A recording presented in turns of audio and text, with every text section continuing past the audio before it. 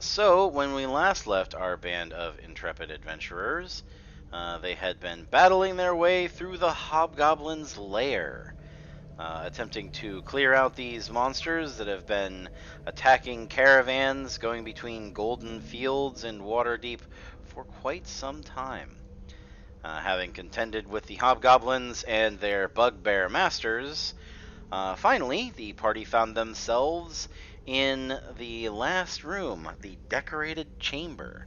Surrounded by foul graffiti that vandalizes the walls, there are fresco paintings depicting the activities of centuries dead dwarven warriors still visible beneath.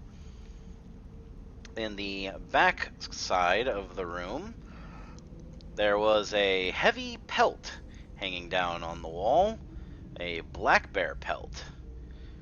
And after removing and inspecting, the party found a door. A door that was locked and barred from this side. Oh boy. The party had decided, perhaps against their better judgment, to find out what it was that even bugbears and hobgoblins would want to keep out of their home.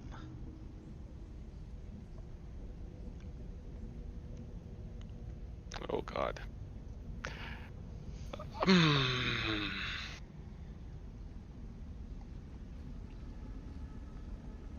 Okay, I guess. Well, haven't we actually completed our quest? Yes. Yeah, but Oh boy. but it's always good to explore and see if you find any other goodies. I know. After all, you did find an area before that the hobgoblins hadn't found.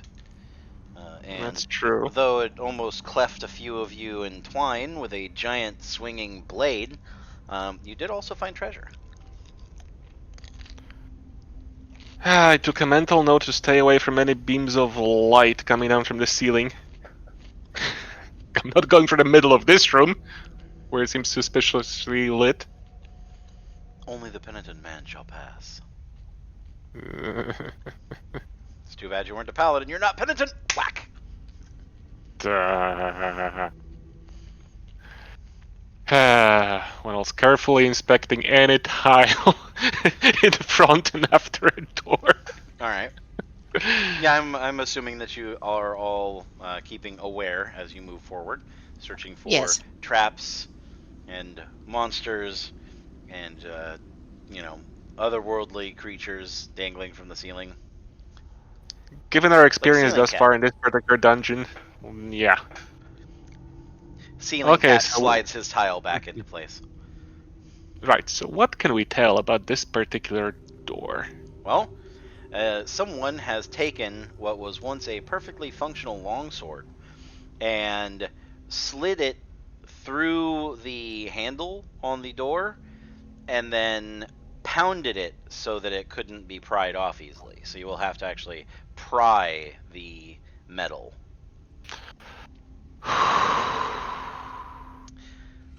Well, here goes What's nothing, your I guess. strength? My strength is 17. All right. You don't think that you would have any trouble bending this with your gauntleted hands. You could probably do it with your bare hands, but you're likely to cut yourself. Yeah, no, I'm not doing that with my bare hands. Okay, you polymorph them back into human ones.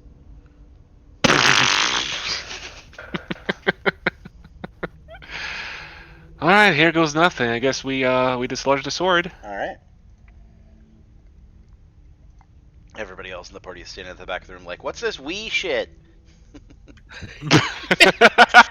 Tobias definitely got put as many people as he could between him and that thing. Hey, and if the sword is salvageable, I'm gonna just take it, I guess. It is Just a in case. functional longsword. It's pretty heavily damaged by the beating that it's taken.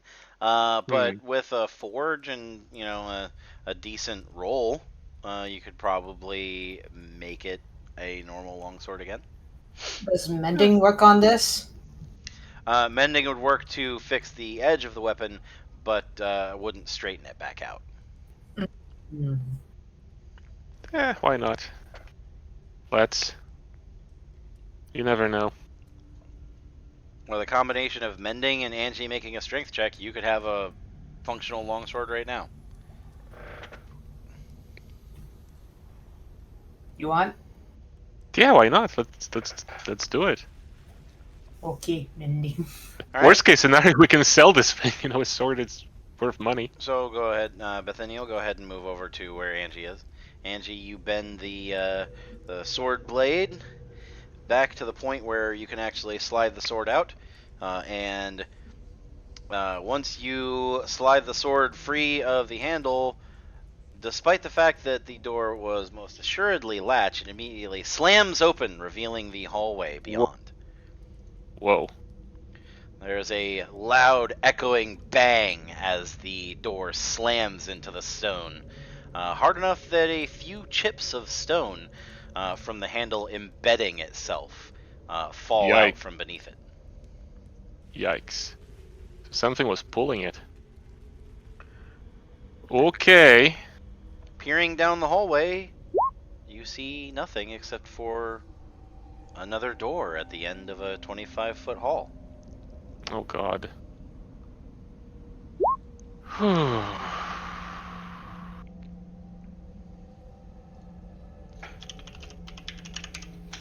Let me just add that sword here, I guess. For now. Spare. Okay, I guess I carefully step into the corridor, looking very suspiciously at everything. The dust whirls around your boots as you move across the stone floor. It does not seem that this dust has been disturbed in quite some time.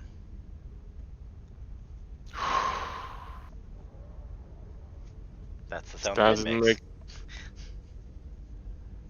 That's not making me feel any better about this.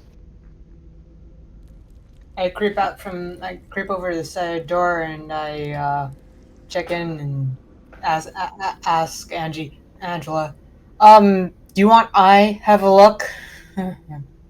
No. I'm all right. Okay. Okay. As you step in the center of the room, Oh or god. the hall, rather, there is a clank of mechanisms whirring to life. Oh god. No. I didn't notice anything then. But nothing happens. Huh. It seems that whatever this was either too old or had already been triggered in the past. Oh god. You look a little jittery there. You don't say. A door with a large steel plate in the center, bearing a keyhole, stands in front of you. A keyhole. Did we find a key back there? Negative. Ah.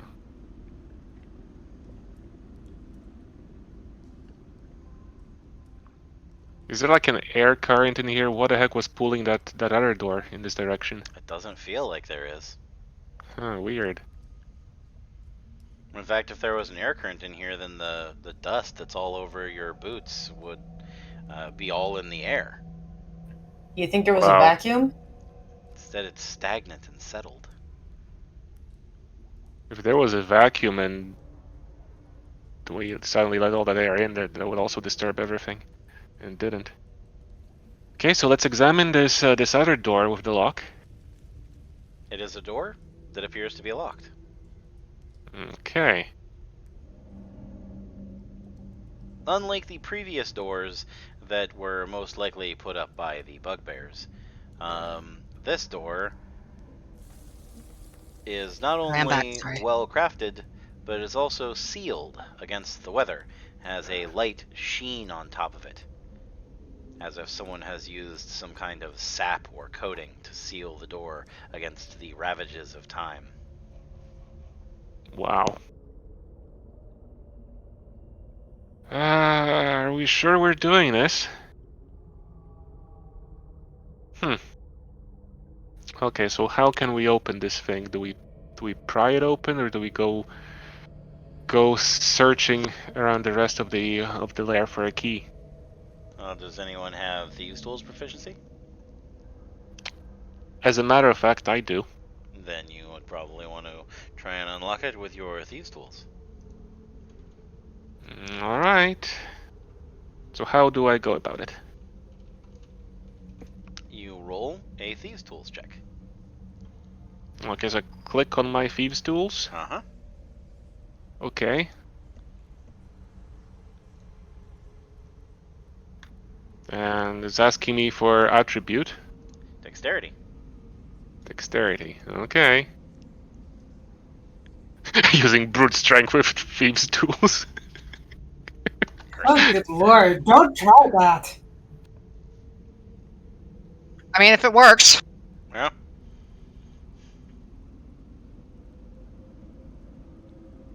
Alright. After a few moments of fiddling with the lock, there is a distinctive click, but it's the good kind. Okay. And the door loosens from where it is latched. Oh god.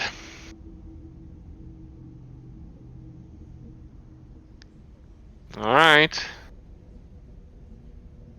After just a moment of having been loosened, the door is wrenched from your grasp, ripping one of your thieves' tools, the small pick that was still in the lock, out of your hand, and hurtling it halfway across the room as this door as well slams into the stone wall beside it.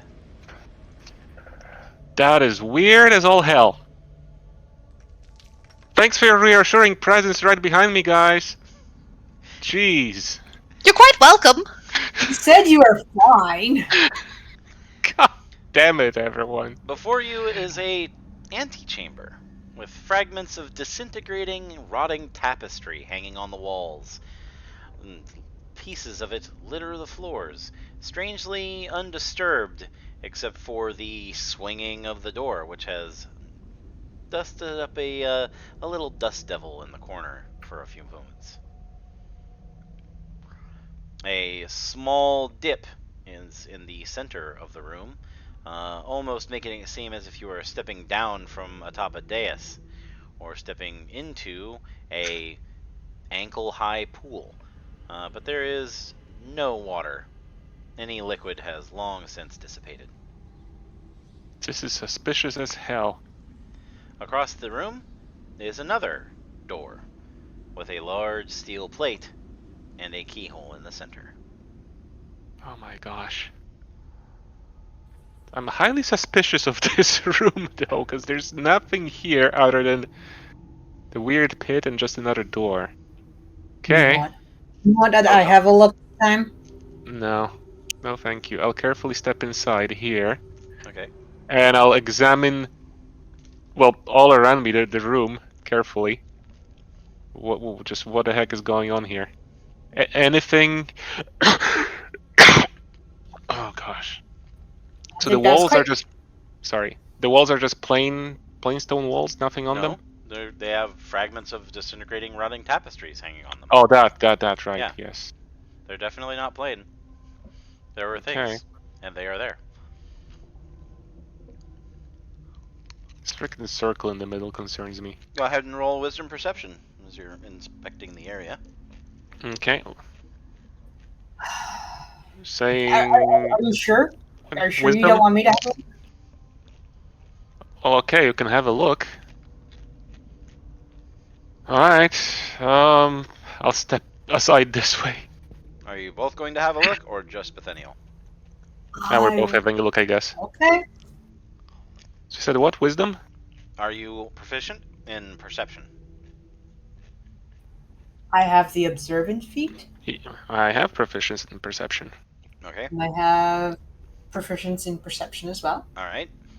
Then whichever of you has the higher bonus can roll with advantage. Ooh. That was a much better roll.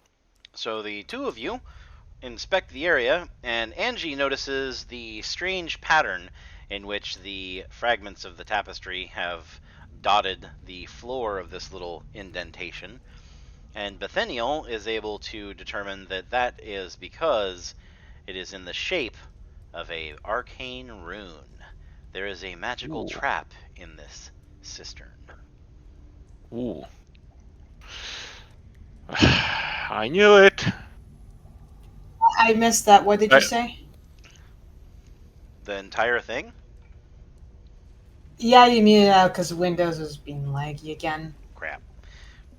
So, Angie was able to determine that the fragments of the tapestry that have fallen into this little indentation fell oddly. And Bethaniel was able to determine that they fell in such a way that it makes the shape of a magical rune. There is a arcane trap in this little indentation in the floor. Oh, I was All right. expecting blades or something falling from the ceiling. Nope. This square in particular. Weird. Hold on. I'm gonna go get the bunny.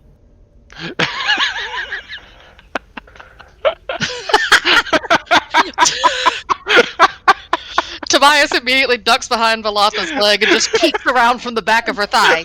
May I help you? You're gonna want to have a look at this. It's really interesting. What is interesting about it? I think we have a rune circle. Well, I suppose I could take a look. And he's going to very cautiously hop down the hallway behind Bethaniel. Just don't step in the middle of this thing. Yes, of course. Or hop. All right. Let's have a looky.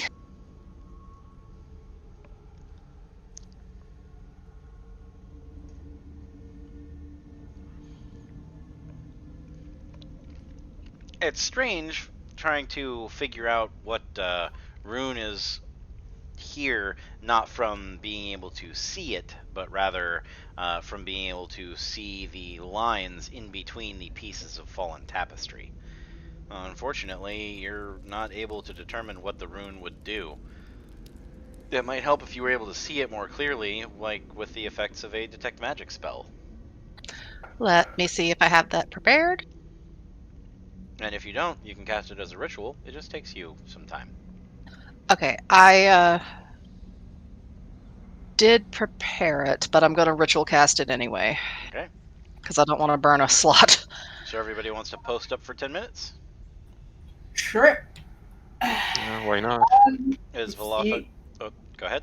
Yeah. Oh, I was just wondering where Velatha went. Yep. Oh, goodness. Alright, so everybody hangs out together. You cast your spell, and you are able to see the rune more clearly. And now, with that, you are definitely able to identify it. This is an alarm rune.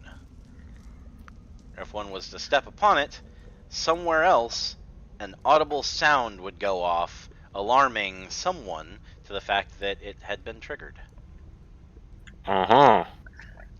Tobias is going to scratch his ears and relay that to the party by saying to them, well, I definitely wouldn't touch this, because if you do, well, there'll be a lot of loud noises and probably an equal lot of unwanted company. It's meant to alert people to our presence. It is Great. So something's alive down here. Sorry. It is possible for you to disable the rune with your arcane knowledge. It doesn't look like it would be particularly difficult, as it is a relatively simple spell, but it does run the risk of failure. You think we can still walk around it? Well, I think it can certainly be avoided. But is there anything on the other side of it we need to get to or want to get to? A door. Oh, there's a door. Well, if everybody doesn't mind a small amount of risk, I'll be happy to try and disarm it.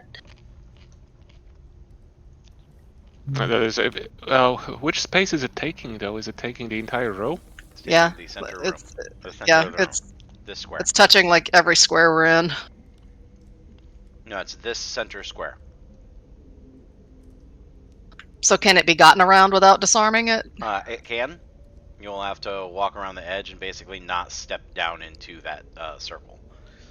So you have to kind of scooch a little bit. I guess we're capable of that. Yeah. That depends on if we have to roll dex. You shouldn't have to in order to move around it. Okay. It's not a. You've got a decent enough ledge, because remember this is a 5-foot square, so you've got like 2.5 feet of ledge. Okay. It will, however, make picking the lock on the other side significantly more difficult. Oh. Ooh, I know what I can do for that. Without enough space to actually kneel down and get her tools out and not worry about sliding off onto the alarm, Angela would have disadvantage on her thieves' tools check. What if I use guidance? Then she would have disadvantage on her thieves' tools check, plus a d4 for guidance. I think it'd be best if we just try to get rid of it so it's a literal non-issue, especially since it's fairly simple and my skill's fairly high. Give you By comparison. guidance? All right then. That would work. Absolutely. All right, Yep, Tobias I need- will tug on Bethaniel's cape and ask for guidance. Do I need to actually click it? No. Just go ahead and, Tobias, roll your arcane. Plus, it's a D4, right? Yes. With guidance. Plus a Okay, thank D4. you. Well, we shall live. All We right. shall leave the wizarding things to you. Roll a d4. I lost all my dice. All right. 15 is exactly what you needed. After a few simple rubs with your dexterous paw pads, the rune fades from your detect magic view. When Tobias is finished, he'll dust his little hands together and just say, "All clear." All right then. Wonderful Yeah. job. Well then, I guess we do this again. Do you need guidance? So wherever my little lockpick went, it should still be in here somewhere. I'm assuming I picked it up. Now that the trap is gone. All right, so Yeah, it was laying in the center of the area. I see what you were trying to do there. All right. You caught me. Let's You caught the tater. try- Whee! All right, I guess that hopefully unlocks the door. That's a good pickings to me. It does indeed. Yay! This time you quickly retrieve your picks from the inner workings of the lock in order to prevent it from the door from flying open and yanking some of them out of your hands. But this door doesn't go anywhere. It just stays there, Huh. shut, after being unlocked. Okay, well, that's how it's going to be. Brute force time? Well, can we actually just gently, carefully open it? Just means, I guess, it's not being flung open by itself. So you All right, grasp the handle and move the latch, and then the door Mhm. practically yanks your arm off of your body as it flings itself open, Oh, pulling you forward into the 5-foot area and making you stumble. Oh god. There better not be a trap in here.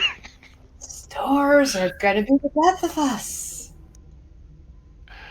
Alright, I'll peek around the corner carefully. Around the corner, there is a stairwell. And there is a pale blue glow coming from down the said stairwell. Oh, I see something way over there. Oh god. In the distance, there is a crystal dais, some kind of blue crystal that glows softly. And on top of this crystal dais is a crystalline skull, pale white and pulsing with gentle blue light. Okay.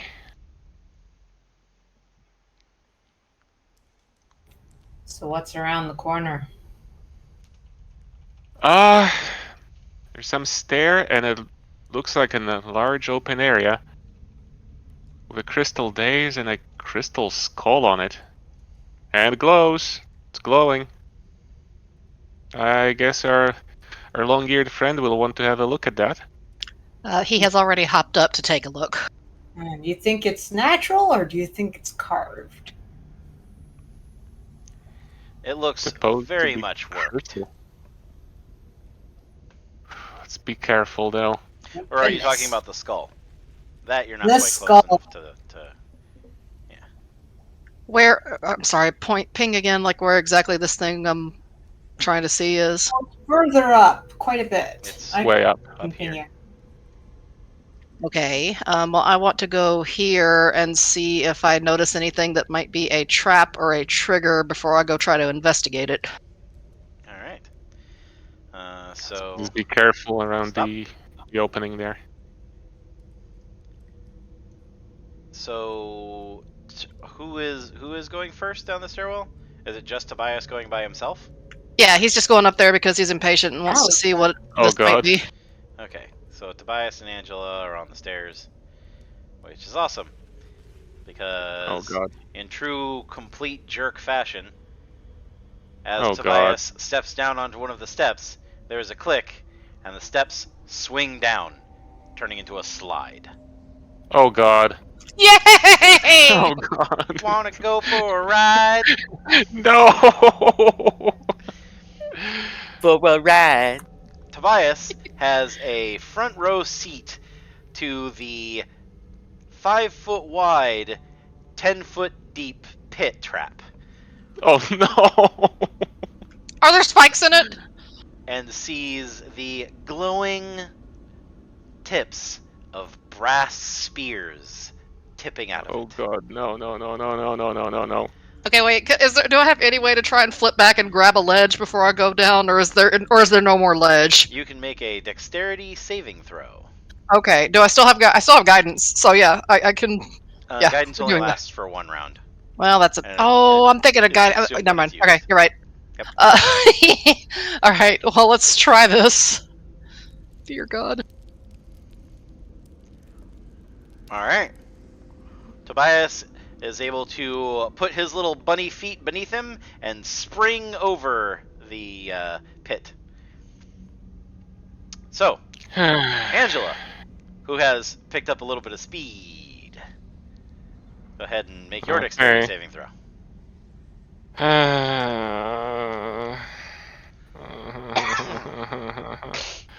I forgot, which one do I click? Which dexterity? Dexterity. On It's all, in the left column or? No, the left column is going to be a stat check. Just to the Okay. right of that column, it should say saving throws. On that.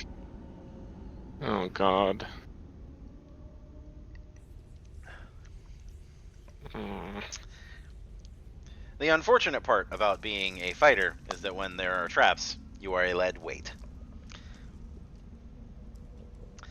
Angela goes sliding down, scampers and tries to grab onto something in order to make some manner of purchase, but no Shield dex. first. Shield first. Shield on your back. I'm pretty sure I'll be holding it just Wow. in case. Either way, it's not going to help you with the spikes. Let's see how well you block yourself with the shield. Mm, Ow. I hate this.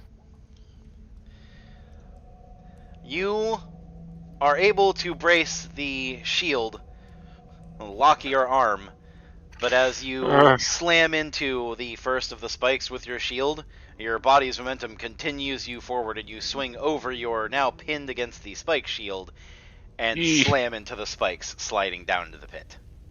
Eesh. You take 23 points of piercing damage. Eesh. Ow. Ow. And as Ah. Angela disappears into the pit, the lid swings shut. Oh, god damn it.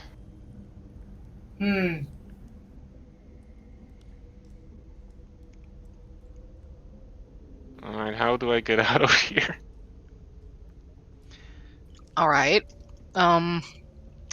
Nathaniel, just so you know, that Yeah? square is a slide. Yeah. Okay. So if you want to step there, Let's like that. The okay. Do I have rope. If I can get it down to her. problem is It right was it now the door is shut. and was it stepping on the trap that opened it? Yep. Okay. Tobias is gonna shout back across the way at the party. Well, I I believe Angela might be in a bit of a quandary here. Could you possibly like throw a stone or something of some weight to trick the trap again so that I can open the door? I got the 10-foot pole. You would be able to reach it with the 10-foot pole. Unfortunately, the trap having been triggered is currently a slide. So the trigger is already set off.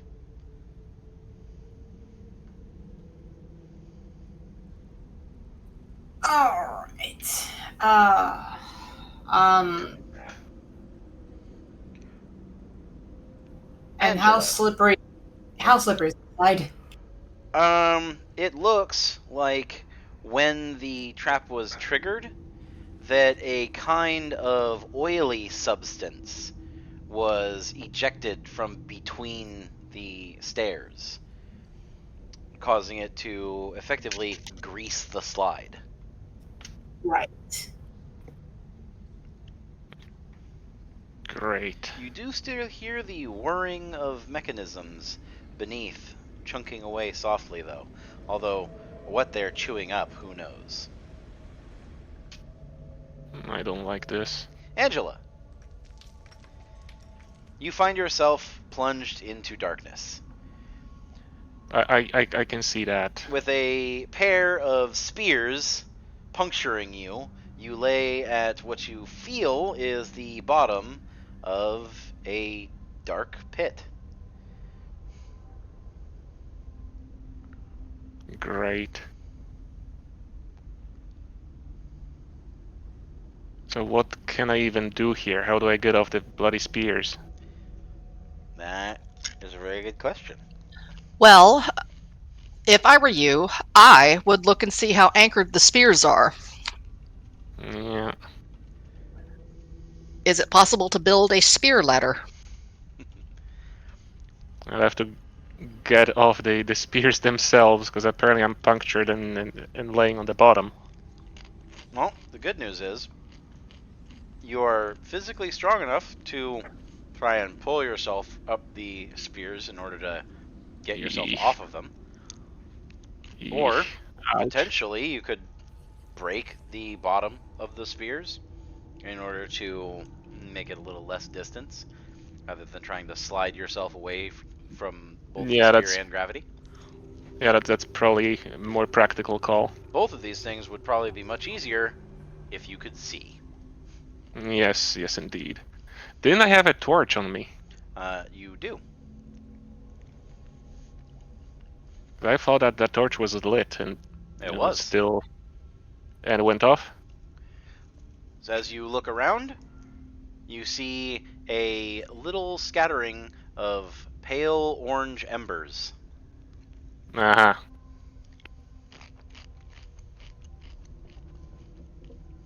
Roll perception. Okay. Perception, perception, perception.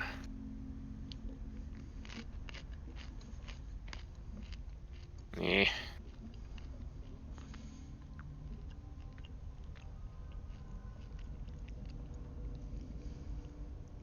You're not sure what would have caused the torch to go out.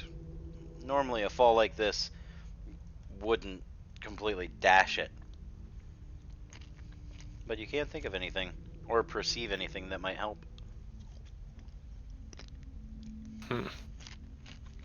Just worry about that oil going down the frickin' slide being flammable. I don't like that idea.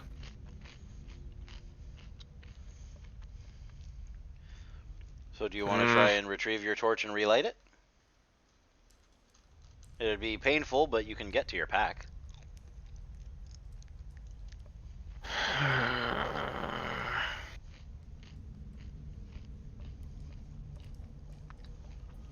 wouldn't it help if the two of us were able to get up there? Yeah, but we're going. Basically, I'm splitting the time between addressing the party outside and addressing Angela inside. Right. Don't worry, I'll get back to you guys. Yep.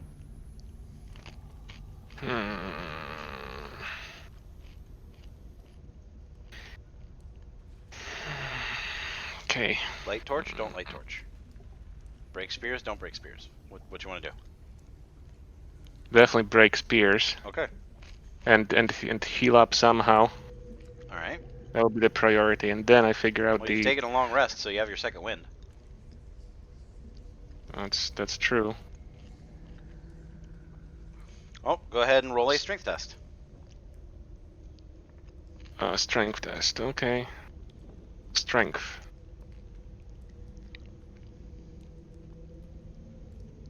That's a strength saving throw. Okay. So I do the other one then. Strength. No, you can use that. Just take your proficiency out of it. Okay. All right. Yeah. So a strength check is going to be the one all the way on the left. I see. Okay. Got it. A strength save would be like if well, let's see. Let's use a recent example. If you were walking across some webs and you're trying not to get stuck. I Fucking getcha. So, you are able to grab a hold of the spears, and the first one you snap off rather cleanly, although it was a particularly painful moment, as you know, you were wedged against, one of your ribs. Ow. And you had to jerk your body as much as you had to move your arms. But with the second set, you are actually able to find that there is a kind of locking mechanism. The spears are set into something at the bottom. And if you twist it, you can actually unscrew the end of the spear and slide it through.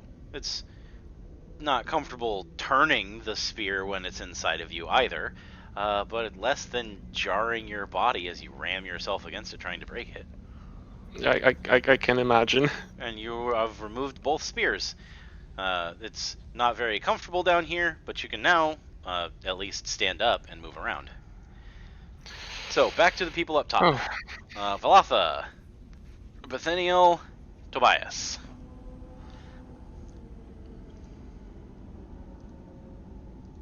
Alright, I think we need to be getting up there to be able to help as much as we can.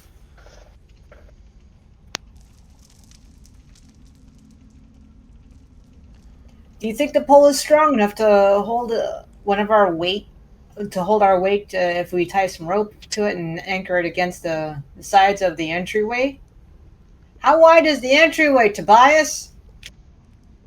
DM, how wide am I looking here? It looked like it was 5 feet wide ish. It's harder to tell now, but you're pretty sure that you can pick out the edges of the trapdoor. It's about a 5-foot wide gap always. I mean the walls! That's definitely a 5-foot wide gap. Because if I toss you my 10-foot pole, and then you turn it so that it anchors against the entry. It'll definitely cover it. Yeah, I think we can pull ourselves up and get ourselves from that. As you are conversing, slide. There is a resounding click, and the stairs swing back up into place. Well, okay. There goes that plan. Forget I said anything! I would still worry about this thing. Well, I never mind. I can't see anything from down here. I can just hear noises. Yep. You can hear the muffled sounds of your companion speaking, and you do hear a large ka-chunk. Oh no. I don't like this. Angela, how are ya? I've been better! I'll get to you in a second, don't you worry. Okay, can I go up the stairs and watch to see where the trap trigger is? Down the stairs? Yes. Up the stairs. Wait, they're down the stairs? Down the stairs. Oh. You're at the top of the stairs. You see, if you had been going up the stairs, then they would have had to slide back towards you. Yeah, that would have been bad. Okay. Yeah, they would have slid the wrong direction. So, can I roll? Although that would be funny. Like Yeah. an upside down slide on the roof, and there's just Yeah. a reverse gravity spell, so you slide up into a pit. That would be confusing as all hell. Yeah. Save that idea for later. Anyway, so can I step down and use my observation to check where the trap trigger is? Because I definitely don't want to cause any more harm on Angela if I accidentally step on it. Well, are you proficient with thieves' tools? It takes thieves' tools to look for a trigger trap? No, A trap I'm trigger? just asking if you're proficient with thieves' tools. I don't think I am. Okay, go ahead and roll perception.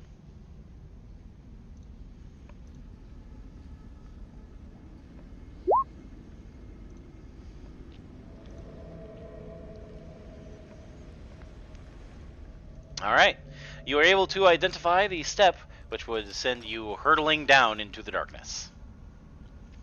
There is most definitely an entire pair of steps that would trigger this trap. Alright. Trap. Okay, I turn my head to speak to Valatha and tell her exactly which steps to avoid.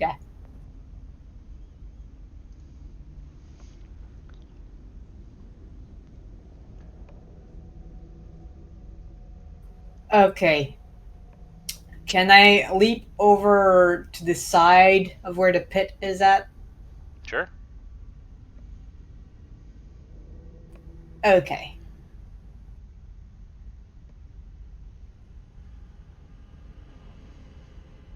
So the next thing, we gotta get that pit door open.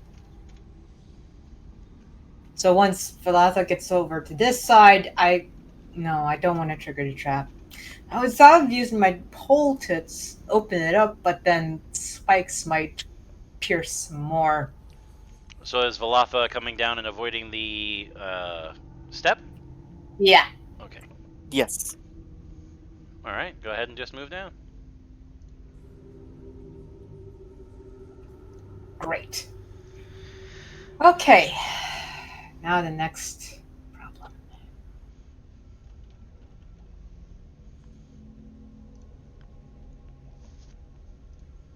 I don't want to be in here.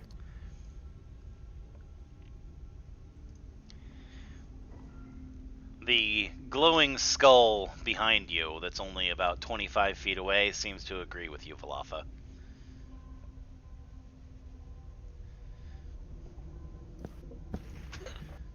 Its shine flickering across the 6 alcoves that contain smoothed dwarven statues.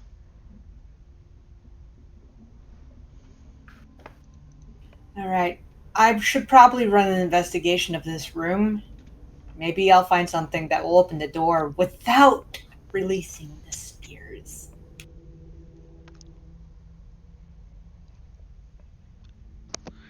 Alright, back to Angie.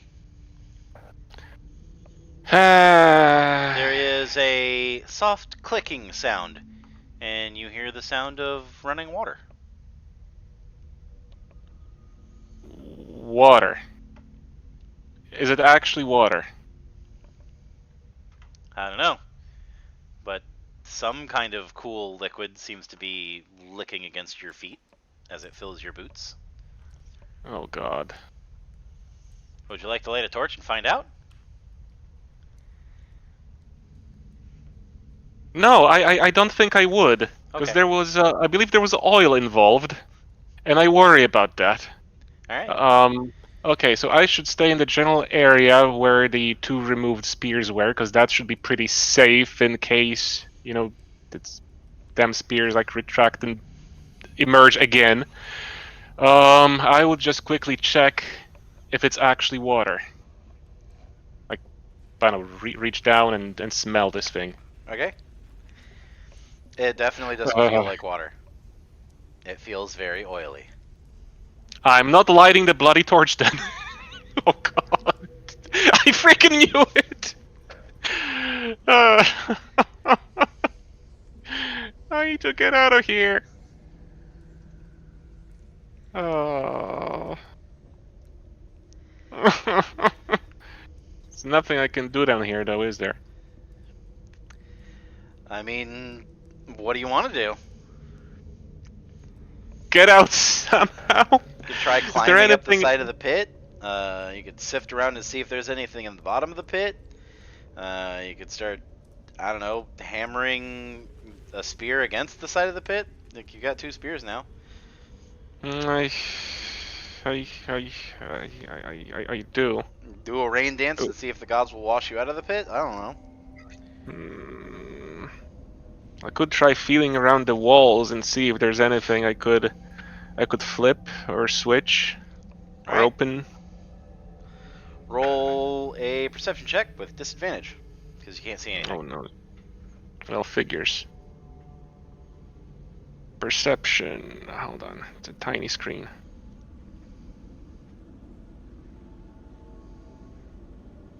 Tiny screen. What? Because I have my Ah, my character sheet on the second screen, which is just my drawing tablet. that's right. All right. You feel around the walls, and the only thing that you manage to do is get the palm of your gauntlet stuck in something. Some kind of moving mechanism grabs Oh, the leather on your palm, and you spend a few moments yanking your finger free. Oh god. You're Well, definitely down that- here with moving gears, but without the ability to Well, see them. Well, I felt where they are, so I would like jam one of the spears in them, maybe. Okay, you can do that next round. Okay. All right, Valatha, Nathaniel, Tobias. What's the plan? Investigate the room. Okay. If there, we need to find to see if there is a way to get this, the door that's locking Angie in open.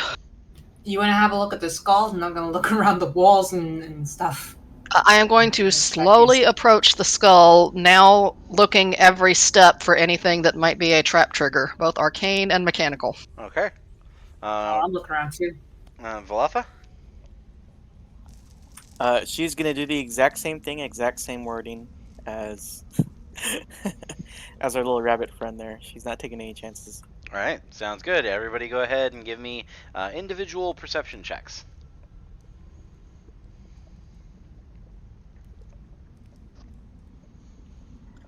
Like one for each type of trap investigation? No, just one for each of you. Instead Okay. of normally when there's more than one person searching an area, you combine them. Oh my fuck. No, I'm re-rolling that. I would save your reroll because somebody already succeeded. Okay, well then ignore that. All right. I'll take my shitty 5. Valatha, you are able to determine that the skull that is sitting on top of this dais is not a part of the little pillar, but is a separate object set on top of it. Looks like a large carved gem, masterfully carved because it is just a single piece.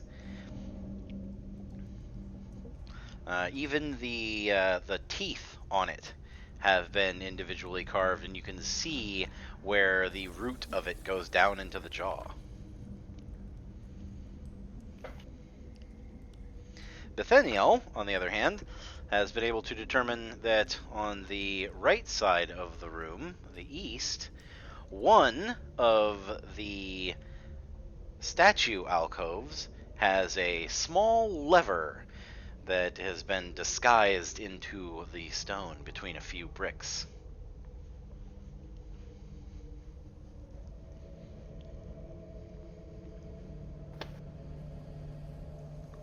I assume that's related to the party.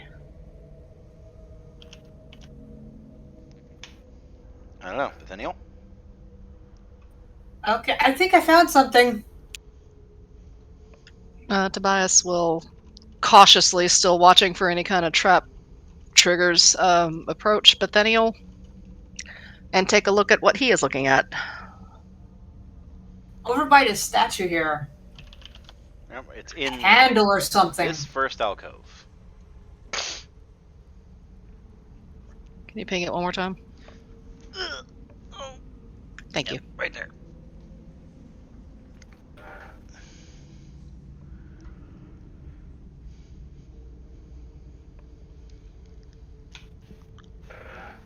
Well,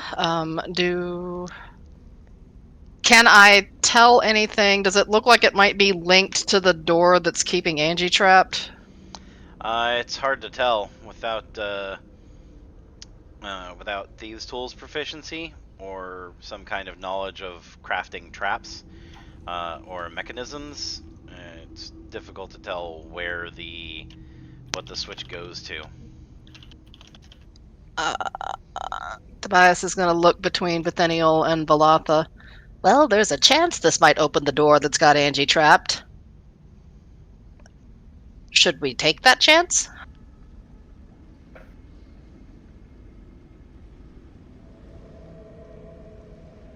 Valata, what do you think?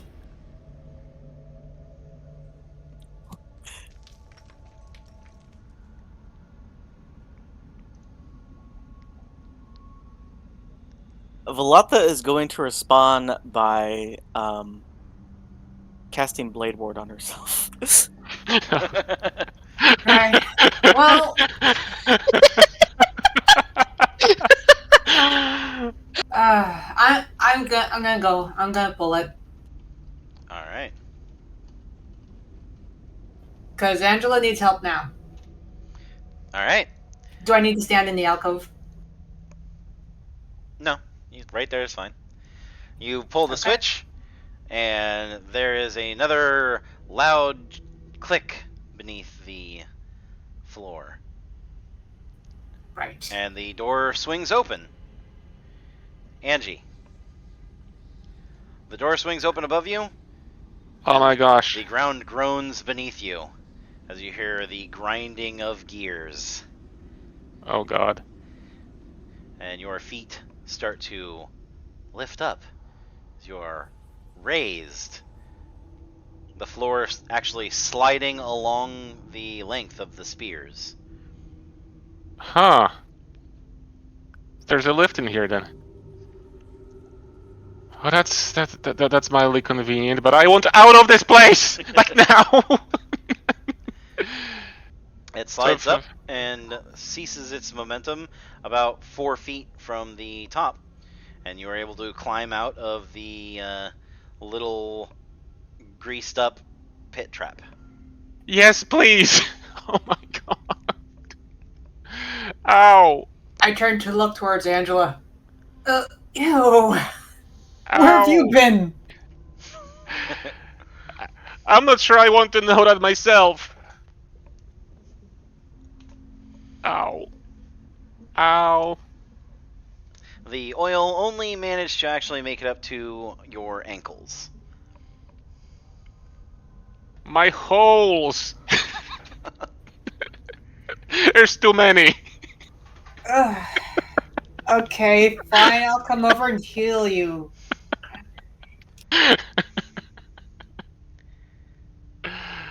Aww. Alright, go ahead and throw the dice there, Valatha. You'll gain 6 hit points. Oh, thank you. That helps. Thank you so much.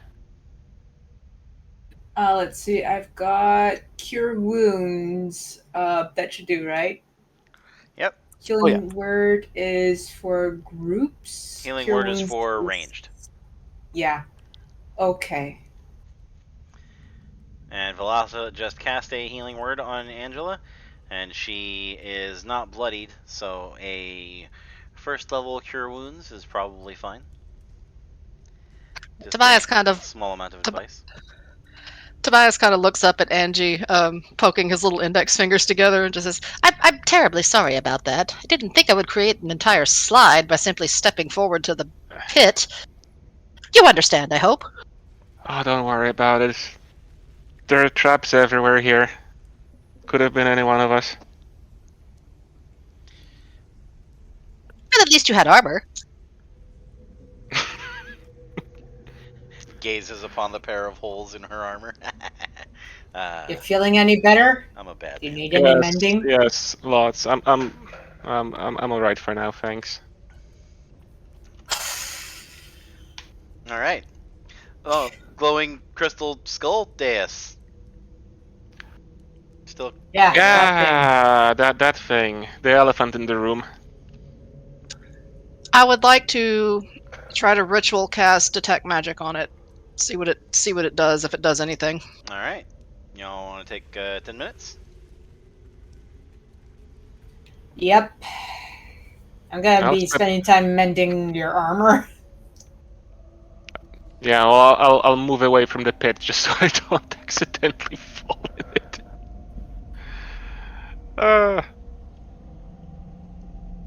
I hate spike traps. God, I hate spike traps. And giant spiders. You're gonna hate every trap. And fence posts. So, Valatha, know any good songs? Um, anything catchy, I guess? That'd be nice. We need the moral uplift, I suppose. I actually did have a question for you guys. Hmm? Did anybody ever determine if you had a name for your party? Well, we were originally Blessed Blades, but I suppose we can use an adjustment to that. Yeah, because there were 2 clerics. So we were the Blessed Blades. And 2 fighters. Yeah. I believe we are the best available. You know what? That's not half bad. I like it. It's appropriate, and we may not be the best, but we are the best available. That's great. Oh my god. Which could either mean we're literally the best in the business, or we're the best thing that you can call on right now.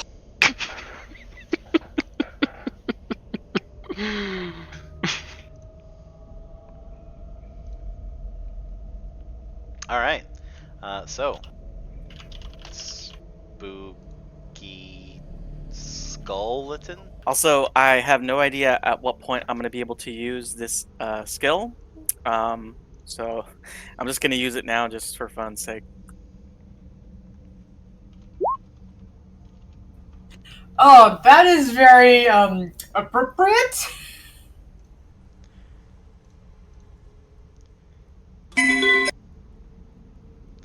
Ah, yes. Get some curry on. Just listen to the happy music that Veloth is playing. Yeah.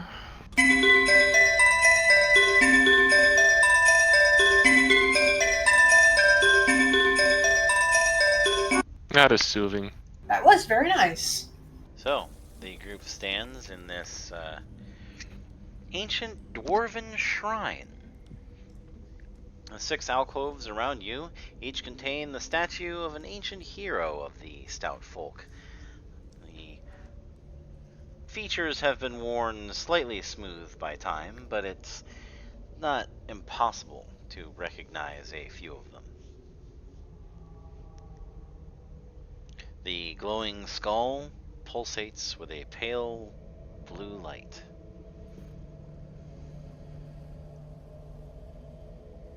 Okay. Can we see anything more about the room? Or is that all there is? Having searched it, the group will be able to let you know that it has the lever that's over here, and Velatha was able to determine that the skull that is on the dais is not a part of it and is a separate object. Okay. I didn't find any magic on the skull. The skull is most definitely magical. Did my detect magic tell me what kind of spell work it might have? Go ahead and roll arcane. Maybe I should have a look, just in case. There are multiple incantations that have that this skull emanates. You are only able to determine that the weakest one is a cantrip of the transmutation school. I will relay that to the party. Transmutation, you say? Okay. But transmutate what? And is it on touch? It's impossible to know without interacting with it, identifying it, or some such. I do have identify. I'm extremely wary of that thing. You're extremely wary of everything. Yes, that's true. I have a shield. I'll keep my shield between me and that frickin' skull in case it just launches lightning all around it all of a sudden. Well, are we touching it? I have a 10-foot pole. I was just gonna have Tobias like run up and touch it. Oh god. Run up, poke it, run away. That's exactly it. No one's approached it. No one's gotten within 5 feet of it so far. So. Oh god. Yeah. When I did my detect magic, was there like a range I could pick up of things that were here-ish? Oh, it's like a cone that comes out from you. Alright, Tobias, I've got your back. But the only enchantments that you saw were on the skull. Okay. Yeah. Do you want to touch it with the 10-foot pole, Nala? Yeah, I'm in 10-foot range from here.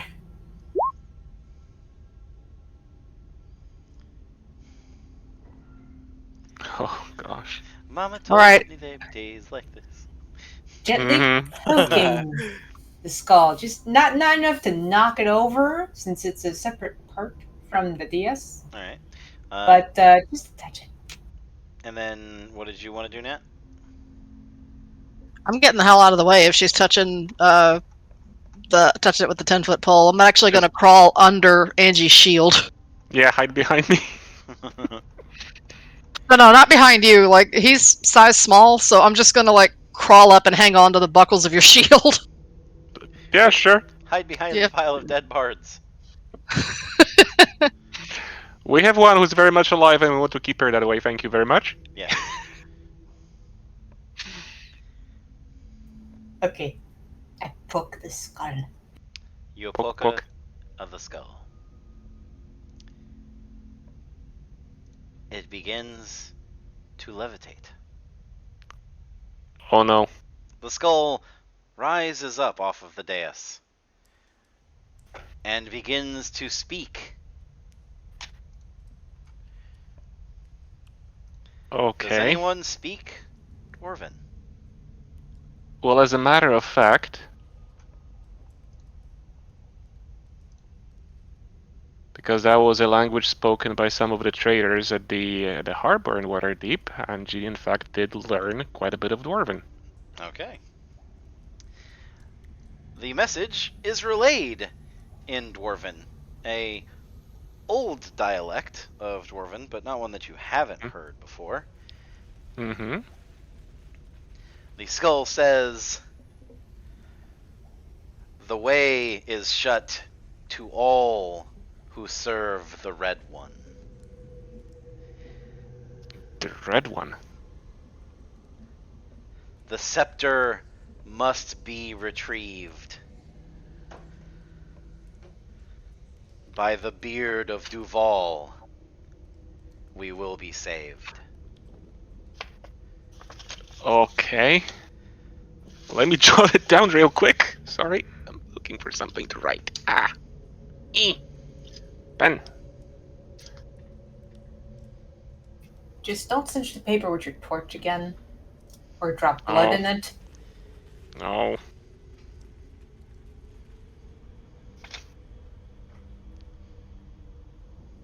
The red one. The scepter must be retrieved. Yep. By the beard of Duval, we will be saved. Okay. So says the prophecy of Among Hai. Prophecy of. Among Hai. Thank you, kind skull, for repeating that for us. No problem.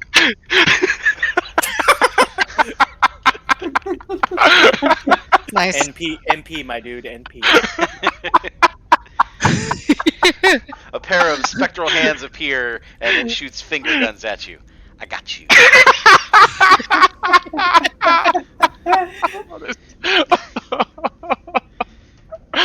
Oh, this is glorious.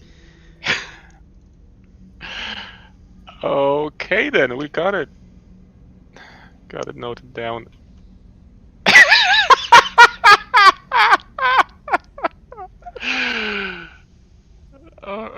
There you All go. right then. After that, the magic fades from the skull, and it lowers back down onto the dais. The outside of the dais slides downwards into the floor, revealing a hidden cache of goods inside, stashed away.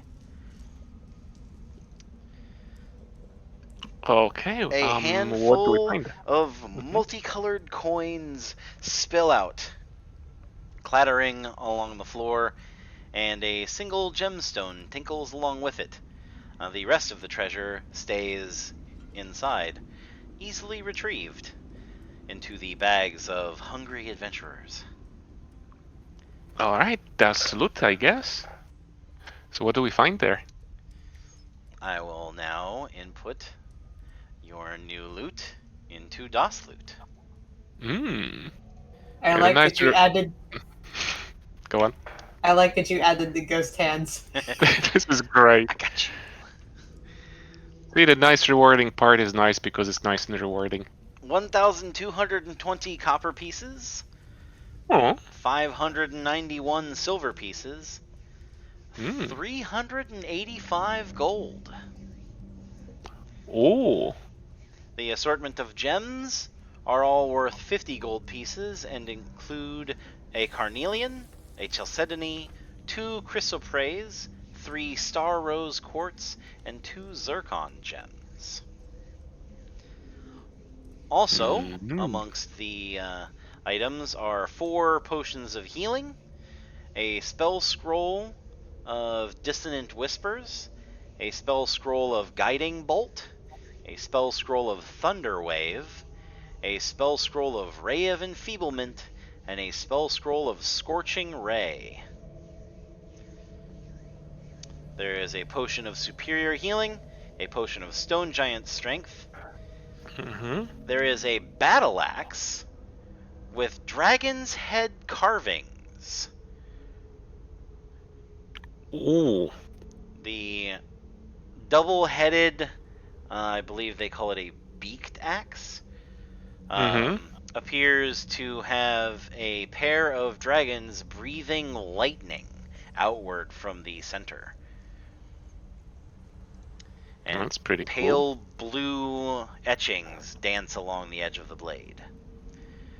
There is also a strange, what looks at first to be some kind of large bowl, or maybe even a offering plate, made out of some kind of strange, almost milky white substance.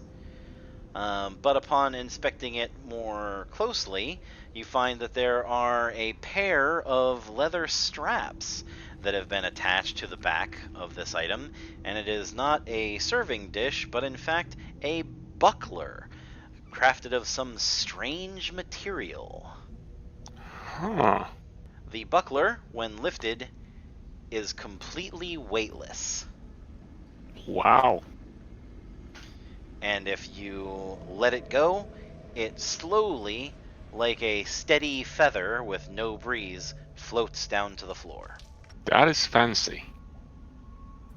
What is that? A weightless shield? Yeah. That is fascinating. That Angie is playing with it, identifiable. letting it, letting it I float. I can totally identify that for you if you give me 10 minutes. Absolutely. All right. Yeah. Tobias hold his paws out for the shield and begin casting his spell. You do actually have your detect magic still up, so you will notice that not only is the shield magical, so is the battle axe. Oof. I would imagine. So you cast your identify on the shield. It is the Skybow shield, or Skybow, depending on what part of the states you're from. This +1 shield is made of Skybow amber, a rare material gathered only from the integral trees of the elemental plane of air. The shield has no weight and becomes slightly buoyant in the heat, becoming like a luminous pearl. When the shield is being worn, it reduces the fall rate of the wearer to 60 feet per round and negates any falling damage they might take. When falling, they may also opt to land on their feet. Wow. Yeah, I think you might need that given your experience in here so far. Yeah, tell me about it. Yeah. Did you want to identify the battle axe as well? That'll be another ritual cast, please, sir. Bolt Flame's Battle Axe. Bolt Flame's Battle Axe is a +1 battle axe.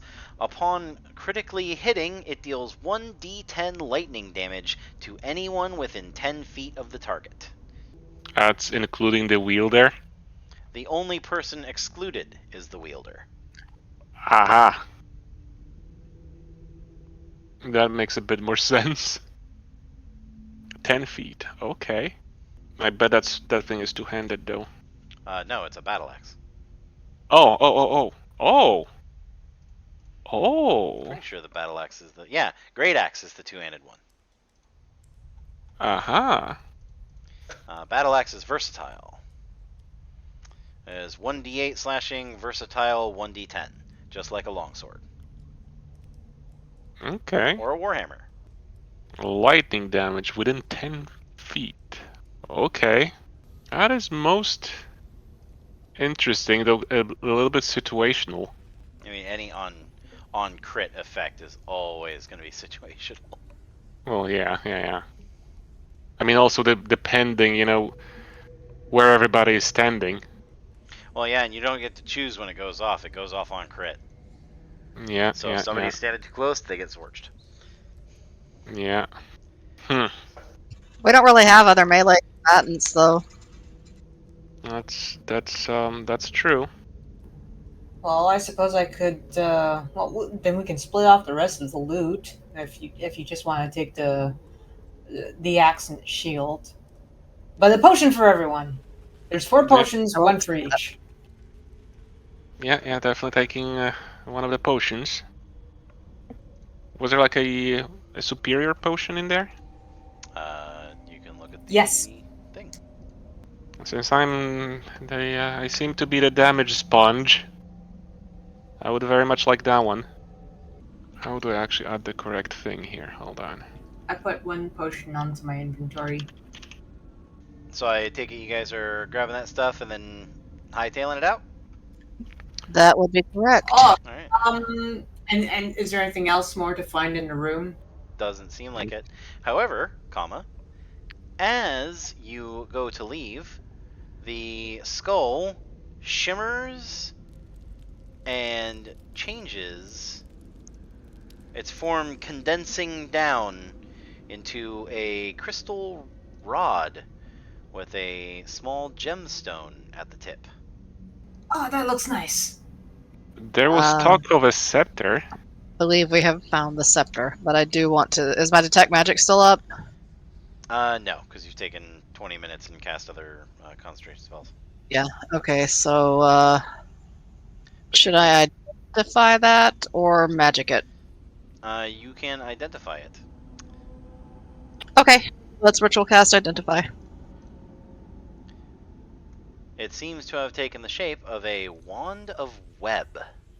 This wand has 7 charges. While holding it, you can use an action to expend one of its charges to cast the web spell. Save DC 15. The wand regains d6 plus 1 expended charges daily at dawn. If you expend the wand's last charge, roll a d20. On a 1, the wand crumbles into ashes and is destroyed. Alright, so let me get this straight. This wand, it doesn't do damage. It just puts out web, right? That's a hell of a CC spell, though. It casts the web spell. That is actually amazing. So, let me go ahead and go to the web spell to illuminate things a little bit. Web. Casting time 1 action, range 60 feet. Concentration up to 1 hour.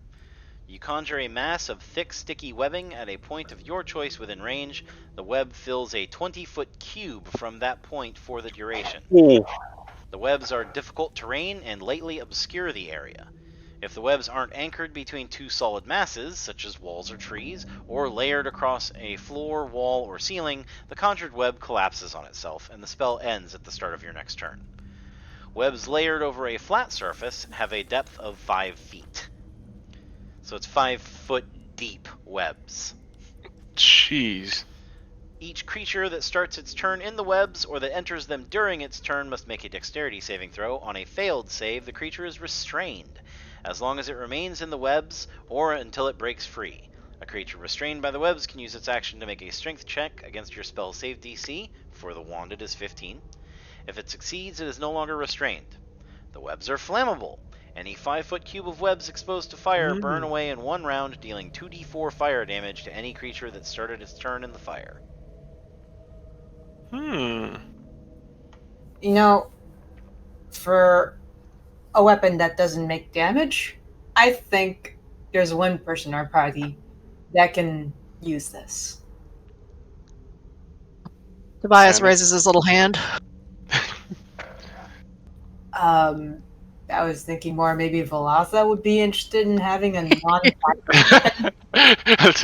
Well, it is magical, so the Yeah. Tobias has wanted, I'm sure. Yeah, the only requirements for the wand is that it requires attunement by a spellcaster, and 3 out of 4 of you are that. So I don't particularly need it since I'm already kind of a spell slinger. If anybody else would like it, That is Are a you pretty interested? nice tool, because I would imagine, in 1 round, if Velatha was using that, she could basically cast web on a group of enemies, and Tobias could set them on fire within 1 round. Or to keep the enemies from plunging into the room, That's true as well. That is a very handy tool. yeah, if Velatha used it and it webbed someone, and then Tobias hit them with his fire spell, he'd do the d10 for his fire, and then they'd take 2d4 at the beginning of their turn for burning in the webs. That's what I was thinking. This is Yeah. amazing. Mm-hmm. Are you up for it, Velatha? Velatha kind of looked at the wand and she examined it for a second, and then she just nodded her head with a happy smile. Nice. Then we're in agreement. All right. Alright. Well, go ahead and add the requisite things to your character sheets. If anybody wants the scrolls, make sure that the spell from the spell scroll is on your character's spell list so that you can cast it. And then feel free to grab those. If you want to write any of those down into your spell book, Bethaniel, if you don't have them, just let me know and we'll do the gold cost. This adventure is over, and you'll be heading back to town. All right. I could sure use a spot of rest after all this. Well, the good news is you're headed for the yawning portal. It's always restful there, I swear. What? How much does the Wanda Web weigh? Does it give that information? Or... It's negligible. All right. So let me add that shield. Alright. I gotta look up what these stones are. Alright. What was the total set, or what were all the like the coins and the gems and all that we got? It is on the Das Loot page. Okay, Aha. so yeah, right And here. all of well, this- Yeah, all the loot that is on that page, I do not believe has been handed out yet. I just took the potion of superior healing. So I took it out of the death loot. Don't forget the buckler and the battle axe. Mm-hmm. Are you taking the battle axe? I suppose I do. You want to wield that instead of Imitaris Tooth?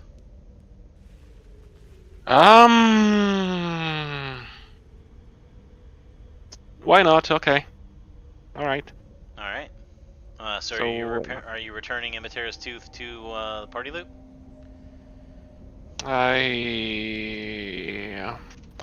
Hold on, but Imitator's Tooth is a permanently +1, right? Yeah. And this thing just has a occasional crit. It's also +1. Also +1. Oh, okay. Okay. All right. Yeah, let's do that. Okay. So I've added Imitaris Tooth back to the Doth loot. Mm-hmm. So I take it off from my equipped weapons. So are you guys going to liquidate your treasure? Or does anybody want any of the gemstones or anything like that? I'm cool with turning it into coin. I'm looking to see if there's any of the gems here that would be interesting components. No components. You know what? I think I'll take the Calstoni. Okay. It's a very interesting. So you're gonna pay the 50 gold pieces into the party loot and take the coin? Okay. So what? I put 50 of my gold. So basically, I have to buy it from party loot. Yeah. Done. Do we split the gold then? Yep. Yeah. Yeah, we're gonna need Yeah. to tally all the gold though. Mm-hmm. And then divide it by 4. Let's see here. Do you want to do all that? Sure. I- Okay, let me counting. get out of that then. So I think me being in edit mode on it will mess that up. And just so we're clear, is it 100 silver is 1 gold or 10 silver is 1 gold? It's 10 to 1. 10 silver, 10 to 1. 1 gold. And then 10 copper is 1 silver? Yep. Okay. When it says like 2 times crystal praise, does that mean that There are the two two of them... Oh, okay, so there are 2 of them that are worth 50 separately? Yes. Okay, So it's cool. a total of 100 gold pieces and gems. Okay, so for this battle axe, I just dragged the +1 battle axe from the compendium, and its crit effect. We'll just have to remember about it. That What's ha- all this Wii stuff? That's your job. Yeah. I got enough stuff to keep track of. Just make a note of it. Yeah. I'll remember. Just don't get mad at me if you forget, because Mm. I'll forget too. Yeah. So how do I tell if it's a crit? If you roll a 20. Oh, okay, yeah. Fair enough. Okay, I split the coins exactly as is, and I left aside the 10 EP because I don't know what we're gonna do with it just yet.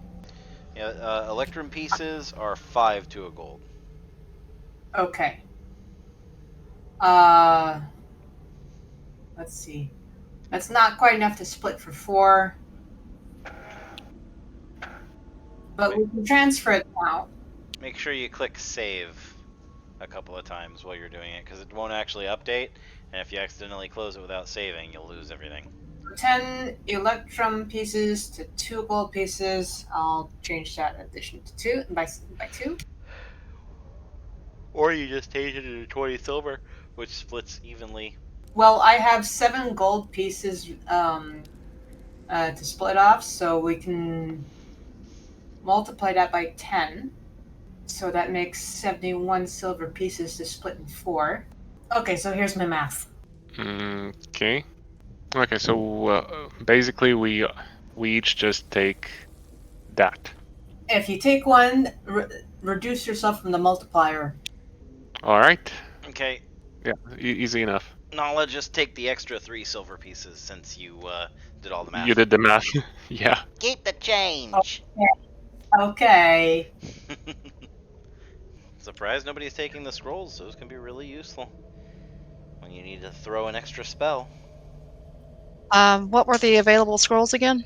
They're in the DOS loot list. It's Dissonant Whispers, Guiding Bolt, Thunder Wave, Ray of Enfeeblement, and Scorching Ray. We'll take the not the Ray of Enfeeblement, the Thunder Wave. Yeah, Velatha will definitely take one of the potions. Yeah, everybody should take a moment and look at the DOS loot. Okay, I'm gonna edit it now and take myself out of the ×4. So now it'll be ×3. I think the potion of Stone Giant Strength should go to our cleric, and then Velatha will happily take any scroll nobody else wants to. She likes those things. Okay, anyone doing the editing on Desolate right now? I That means- just finished. Okay, so I'll go take my gold out of here. How much gold did you calculate for everybody? It's right there in DOS loot right now. Basically, you don't have to do the math. You just put in the amount there, then remove your multiplier. So there's 200 gold pieces ×2, 615 silver pieces ×2, 440 copper pieces ×2. So basically everybody just grabs that amount. Like what's remaining is Tobias's share and Velatha's share. Yeah. How much total GP did you calculate? Well, whatever was remaining, I had turned into silver pieces and split that up. Oh, okay, I see. So you just calculated just the actual currency that was there, and you didn't calculate everything else. Okay. Yeah, no, all the gems and the trade goods and stuff like that haven't been turned into gold yet. Yeah, not yet. Okay, So- makes sense. Yeah, we'll need a merchant, I guess, for that, right? Well, yeah, you're back at Waterdeep at this point. Ah. So you have access to a merchant. Yeah, we've been splitting up the treasure on our way over. You wanted to sell the jade idols? I'm gonna keep them for my collection. Do you have 150 gold pieces? Yeah, I do.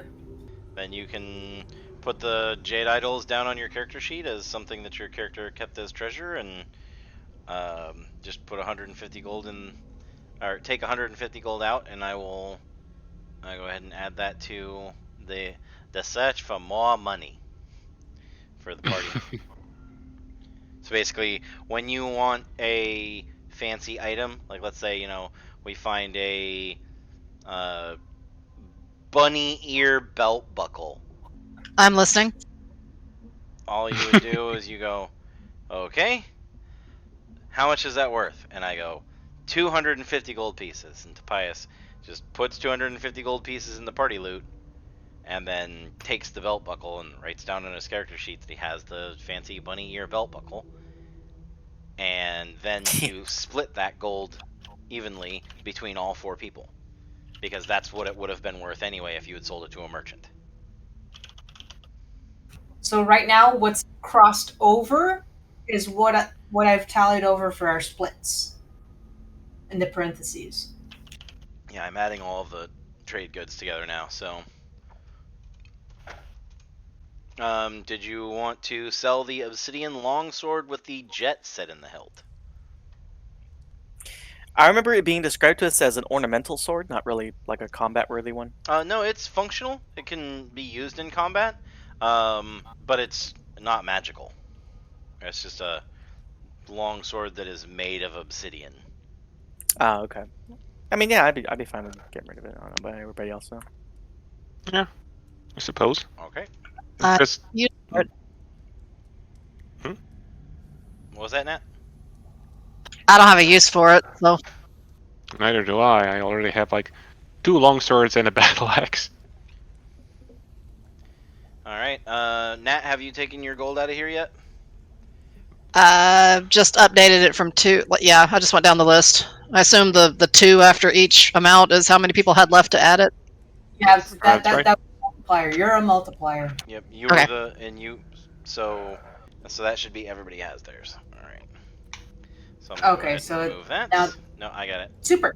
And then everyone can go ahead and add 312 gold pieces and 5 silver pieces. 312 12. gold pieces to what we already have, right? Yes. 312. Okay. Done. And 5 silver. And 5 silver. All Okay. right. And that is all of your cashy monies liquidated. Nice. How much did it total to again? 312 gold and 5 silver. Okay, so split up, that's around 78 gold. Nope, not split up. Oh, it's individually. Says Okay, cool. each person adds 312 gold and 5 silver. All right, thanks. We have our potions of healing to distribute. And a potion of stone giant strength. I already took my potion of healing. I'll Okay. have a potion of healing. Okay, so Me too. So I'll remove 1 for each of you. That leaves 1 potion of healing left. You took the scroll of Thunderwave. I did. So there's still a scroll of Dissonant Whispers, Guiding Bolt, Ray of Enfeeblement, and Scorching Ray. Dissonant Whispers. What does that do again? Dissonant Whispers. That's a first level enchantment spell. You whisper a discordant melody that only one creature of your choice within range can hear, racking it with terrible pain. Target must make a wisdom saving throw. On a failed save, they take 3d6 psychic damage and must immediately use their reaction, if available, to move as far as its speed allows away from you. Creature doesn't move to obviously dangerous ground, such as fire or pit. On a successful save, that takes half as much damage and doesn't have to move away. Deafened creatures automatically succeed on the saving throw. I think I could go with that. Let me check and see if it's on your spell list. You're a cleric. It is not. Is it on the wizard? I think it is. Let me check. It is not. Okay, that leaves the bard. It is most definitely on the bard list. So, Velatha, do you want that? I will take all of the scrolls. All of them. Oh god. Well, I don't think Guiding Bolt's gonna help you very much. Are these class block, some of them? Yeah, all of them.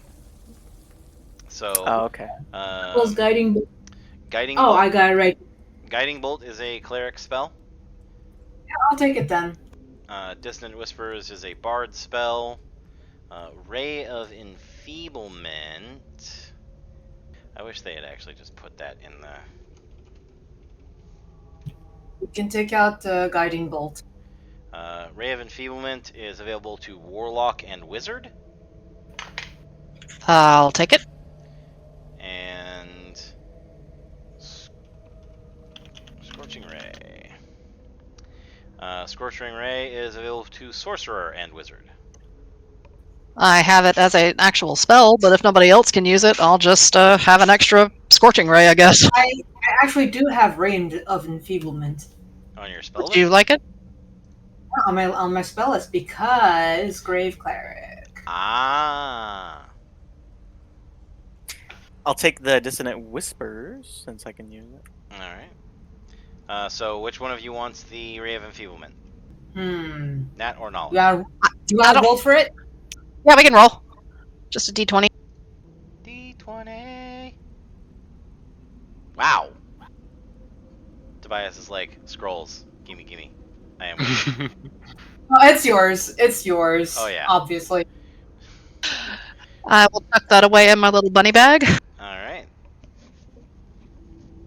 Wait, you're gonna put it in your mouth? No! This is your little bunny bag. They puff out their cheeks, right? There's a thought.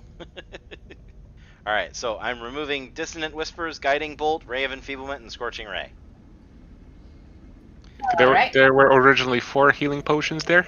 There were originally 4, there is now 1 left, and there is 1 Okay. potion of Stone Giant Strength. Okay. All right. I guess I'll take these. Who didn't take their potion of healing? Well, I didn't take one. There was a potion of superior healing. I took that one. Take your potion of healing too. All right. I'll take that one then.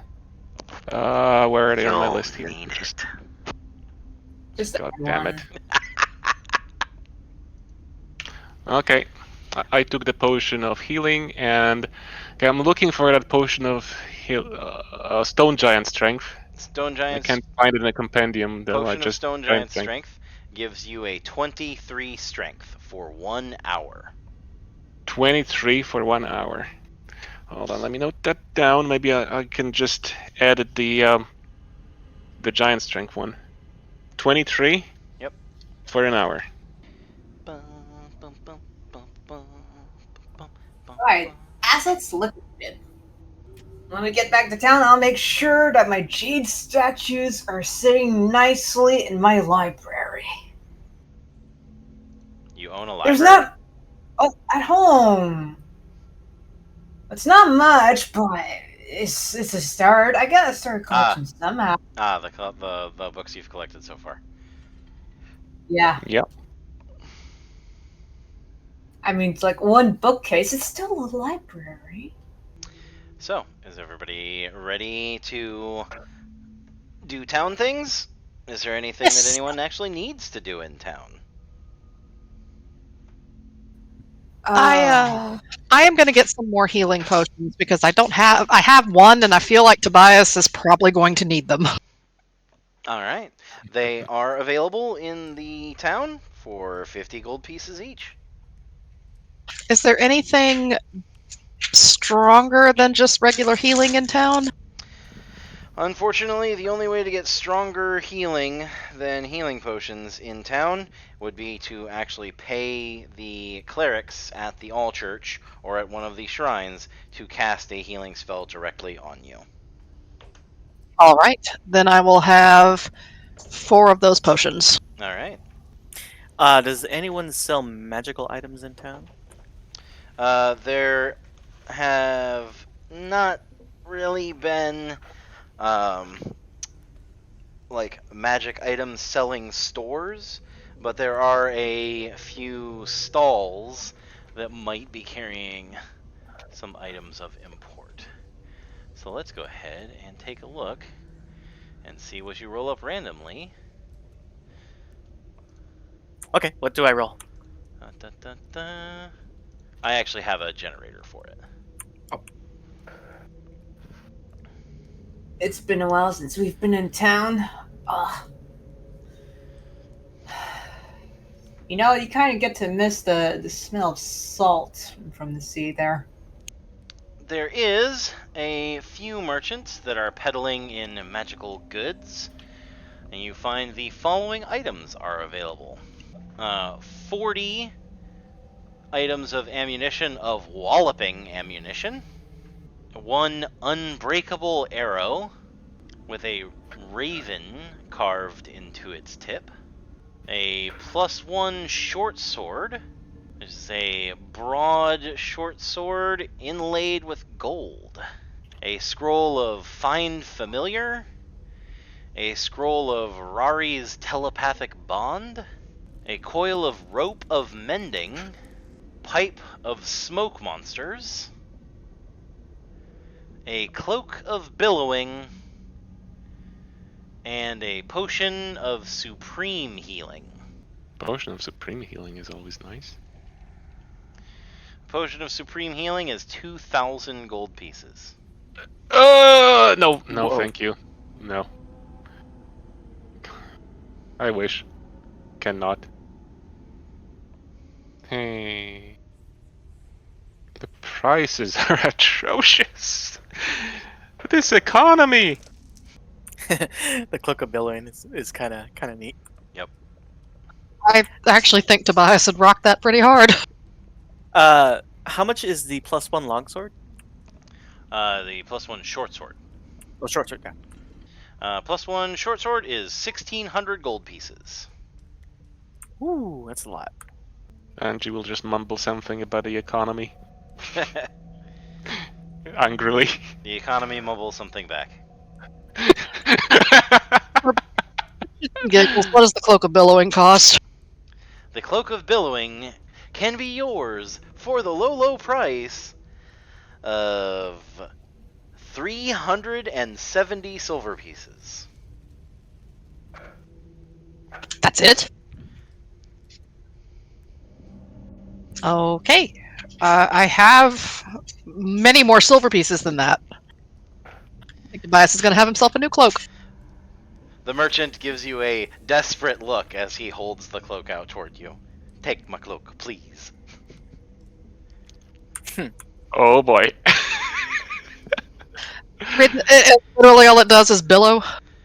It billows dramatically. All right, yeah. Tobias needs it. He will happily fork over the 370 silver pieces. But before I put it on, I am going to identify and make sure it's not cursed. You identify it, and it is most definitely a Cloak of Billowing. However, things that you should know. In the act of identifying a magic item, you are required to handle it in a way appropriate, so normally you will trigger any curse that would be on it. And also, cursed items normally do not detect as cursed. Okay. Thank you for the edge. This is not cursed. This is just things that Tobias would know, because wizard. Right, yeah. But his player isn't a wizard. Cursed magic items are extremely insidious and are very, very difficult to detect before their curse has already snapped its jaws shut. That was a really nice way to put that, actually. I'm kind of proud of that. Is the party staying at an inn? Like Yes, any inn in they particular? actually have a room at the Yawning Portal that is being rented by Zacharias Rowe, the party's benefactor that brought you all together. About time John Boy got something to update the paper dolls with. I think a Cloak of Billowing is a good enough exercise. Cloak of Billowing, sure. A cloak that billows dramatically.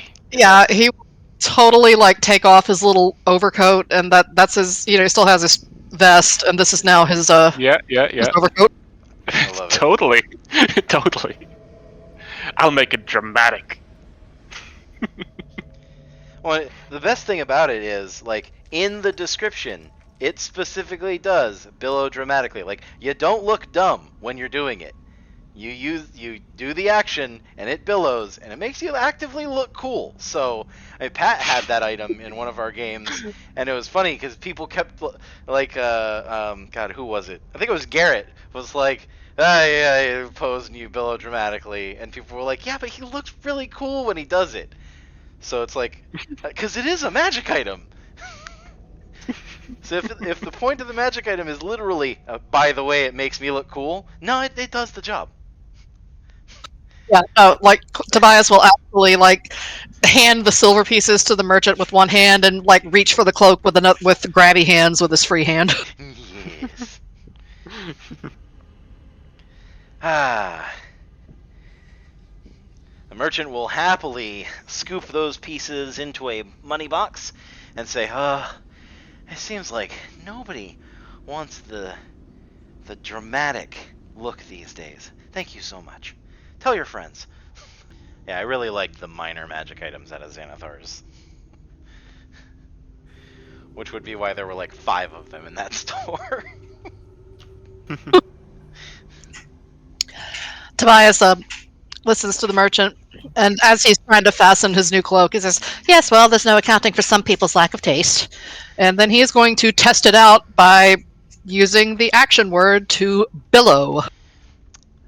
The cloak Swoosh. billows dramatically behind you, and though not everyone on the street is looking, you do catch several who stop and watch. Tobias grins ear to ear and thanks the merchant again. That is awesome.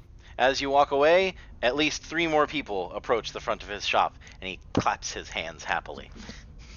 Valata's gonna go ahead and go to the inn they're staying at, and she's just going to perform and just kind of keep an ear open to see if she can hear any interesting talk.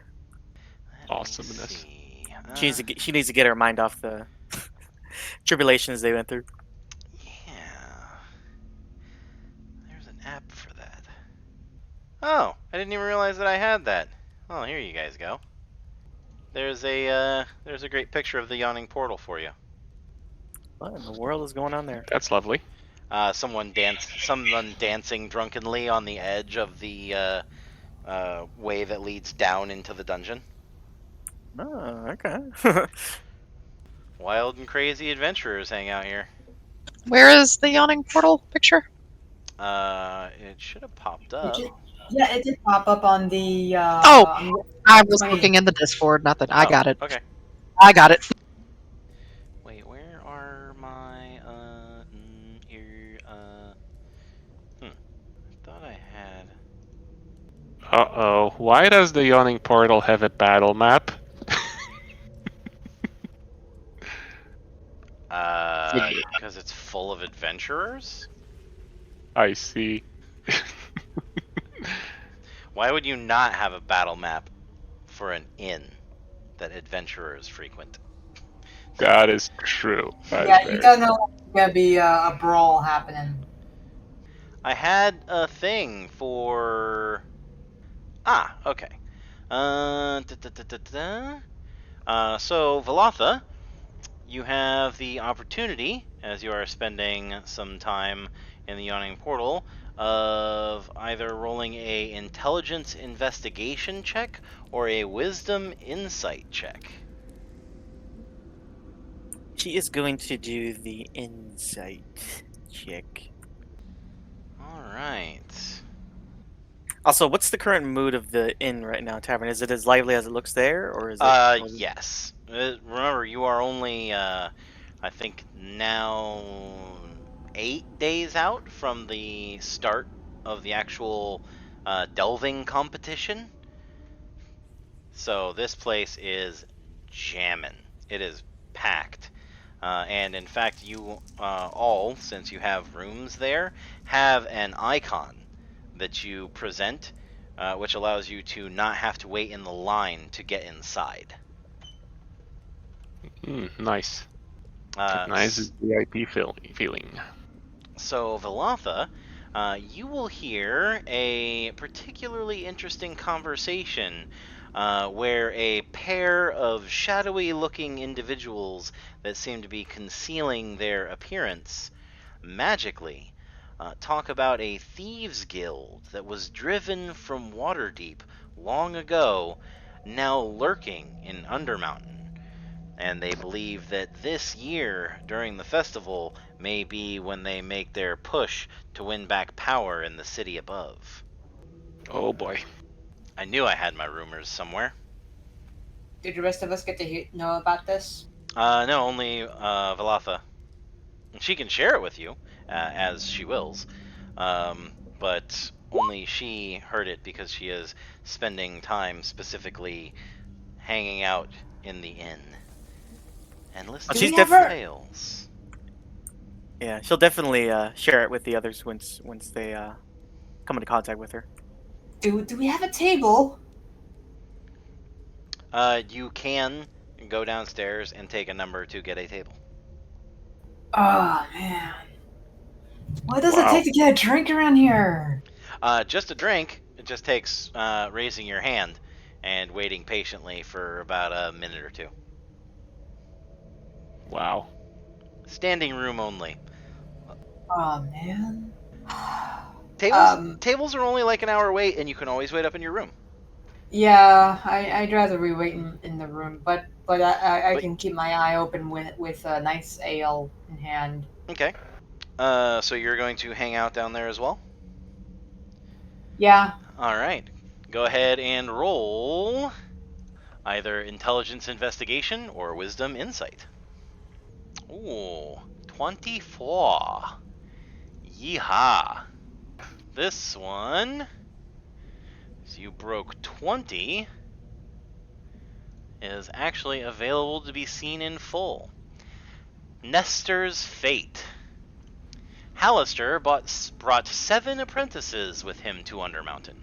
One of them, Nestor, became a lich using spells and methods of his own devising, but his process was flawed, and over time Nestor's phylactery and body disintegrated until only his floating skull and skeletal arms remained. Driven mad by his failure to achieve true lichdom, Nestor himself continues to haunt Undermountain in this weakened form. Okay. That's, Oh dear. that's a problem of his own devising. That's a poor soul that And- needs Yeah. to be put to rest. And for Yeah. those who go down into Undermountain, he most likely becomes a problem for them as well. Hmm. How Nestor the molester. Hold on, what was that, Nat? how much pain are we talking here, or do have we been able to glean as much? Well, he is a lich, mostly. Okay, Beyond that, hard to tell. we're not ready for a lich, but if he's only half a lich, maybe, Son of a lich! right? Yeah. Yeah, we need to stay out of his way. Is a lich considered undead? Oh yes, Mm-hmm. Yeah. a lich is the pinnacle of being undead. Yeah, I'd Yeah. have to purify that if I come across him. He'll probably try to do the same to you. We'll purify your mortal shell of its organs. Yeah, I don't think we want to encounter that just yet. Undead are just terrible. It's an atrocity. I can't. I just can't. Yes, but when we're ready for that. A lich is like a CR 19, 17? It depends on the level of the spellcaster when he died. But yes, dangerous. Yeah, the Thursday night party isn't ready for a lich, like yet. Oh, jeez. I mean, maybe? No. We just aren't. Are you sure? Positive. You know what? Thursday we can find out. Damn it, Corin. You've ideas. You have discovered Nestor's Fate. And with that, we will move forward to meeting with Zacharias. All right. After you have had some time to rest and recuperate, Zacharias will once again approach the party, this time with a broad grin on his face. And he says, "My friends, Why, hello there. I have found it." He will spin around and yell, "General Kenobi!" Oh, God. And a Uthgard tribesman will stand up from his table. No. Pulls out 4 blazing sun swords and begins to spin them. God, no. Is it gonna be like that GIF where General Grievous pulls out like 99 lightsabers and he spins them once and he just kills himself? Oof. Oof. So, he says, "I believe I have found the key to your ascension." So, as you know, we have a little over a week before the groups that are going to be allowed to go into Undermountain are chosen. And if you still wish to be a part of this great adventure and delve down beneath the city, we need to do something impressive. Tobias snaps the action word for his cloak of billowing and asks Zacharias, "Impressive, you say?" Oh, that is impressive. Very fine cloak. Find it on your adventures? Actually, I found it in a market stall. For some reason, nobody wanted to buy it. Oh. Huh. You should tell people from now on that you found it on your adventures. Anyway, so I have a ally of mine who has been helping me with a particularly difficult problem. You see, the Uthgard barbarians. I don't know if you know much of them, but in either case, I will extrapolate. Are a group of tribesfolk here in the north. They are all across the savage frontier, and they are organized into tribes, normally according to what their animal totem is. A particularly dangerous group of them were known as the Thunder Beast tribe. These great barbarian warriors rode on the back of massive lizard-like creatures, ranging from the Stegosaurus all the way to the powerful Tyrannosaurus and Carnosaur. They were most famed, however, for their Velociraptor cavalry, which Oh were god. twice as devastating as any other cavalry archers you've ever seen. Trust me. I'm hoping these are. Oh, go ahead. Go ahead. I was saying, I'm hoping these are like the Jurassic Park Velociraptors that look cool, not like the actual real life ones that look really, really freaking silly now. You don't want to ride scaly chickens? Yeah, actually, I would prefer the Yes. real life ones because they were actually tiny. Well, if we're encountering them, yeah. So, the tribe was particularly dangerous, which of course led to them running up against a particularly stalwart defense. In this case, I believe it was the Knights of not the Knights who say knee, the other ones. Well, it doesn't matter. Either way, during this battle, most of their tribe was scattered to the winds, and they are considered defunct. Very few survivors have been spotted, and even those are questionable sightings at best. However, every tribe has a mount. Not something that you ride, but a place where they would go to worship their animal spirit. It has been a particular quest of mine to try and find the Thunderbeast tribe's mount. And, with the assistance of a fellow adventurer, she is long retired though, Philosony, a druid, I have been able to determine how we can find this mount. So, Philosony was working on a kind of eye drop that would allow you to see the paths between the stars, allowing those who gaze upon the sky to be able to see the fantastical beasts that march across the ether.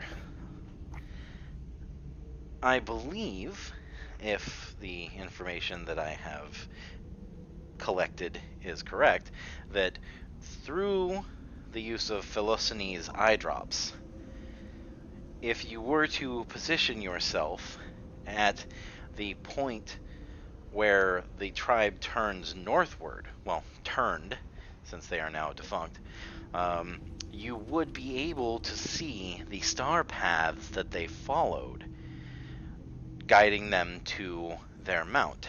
because the Uthgard, for all of their barbarism and rage, have a love for the sky and celestial bodies. So, this is the quest that I pose to you. Go to my friend Philosophes' little hideaway in the forest. She's just a few days northeast of here by airship, obviously.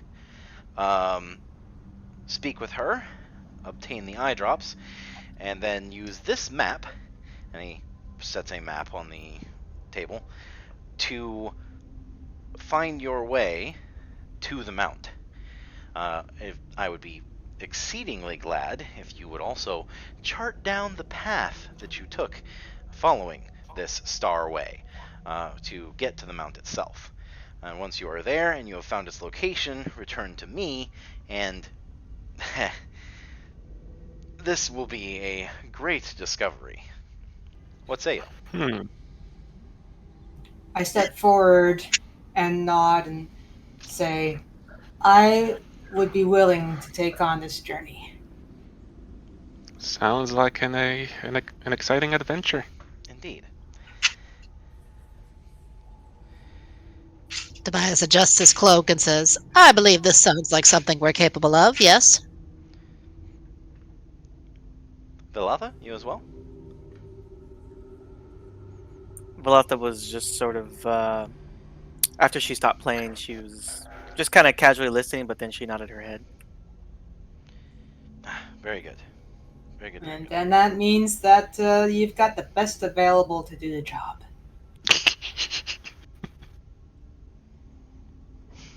The best available. You have my sword. And my axe. And my potato. And my cloak. Then we have everything we need. Well then. So, a few words to the wise. Where you are going is a relatively safe area. I will have the airship await your return. However, should your journeys, after you have determined the path, take you into the northeastern forests, turn back, and we will find a better way to find the Star Mount. There is an old dragon in those woods, and I don't think you want to be challenging an ancient creature like that just yet. Likely not. You said the northeastern woods? Yes, the name of the woods, let me see. And he'll unroll the map. And we're scrolling. Certainly do not want to bother a creature such as that. No, we do not. We're still scrolling. Yes. The Lurkwood. Lurkwood. So the No airship. lurking. Yeah, the So airship. stay the heck away from there. Yes, Right. the airship will set you down just south of the crags. And you'll be heading south into the Neverwinter Wood.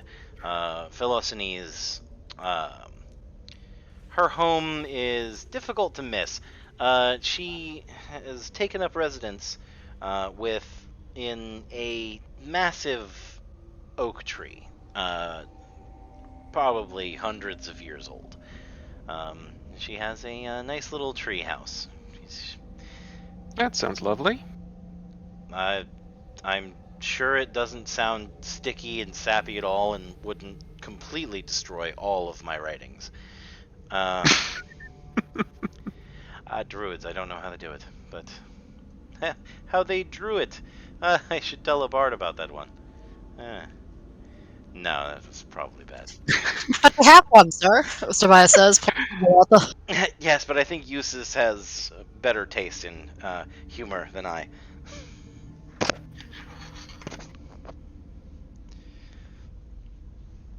So, Neverwinter Wood is a deep forest, but you shouldn't have to go that far in. The Lurkwood is a good distance away and is across the Star Metal Hills, so you shouldn't accidentally wander into Lurkwood. Let's say that. So just don't. let's not. Noted. All right. Well then, if that's it, then I will have Biggs and Wedge go ahead and get the airship set up to take you north. Gather anything up that you need. I would set out as quickly as possible if I were you. 8 days left and the clock is ticking. Right. All right, I suppose we just do it. Yep. I'm just gonna make sure I pack my pole. Just no more harpies, please. Well, that depends entirely upon the encounter chart. Tobias feels very confident against harpies now.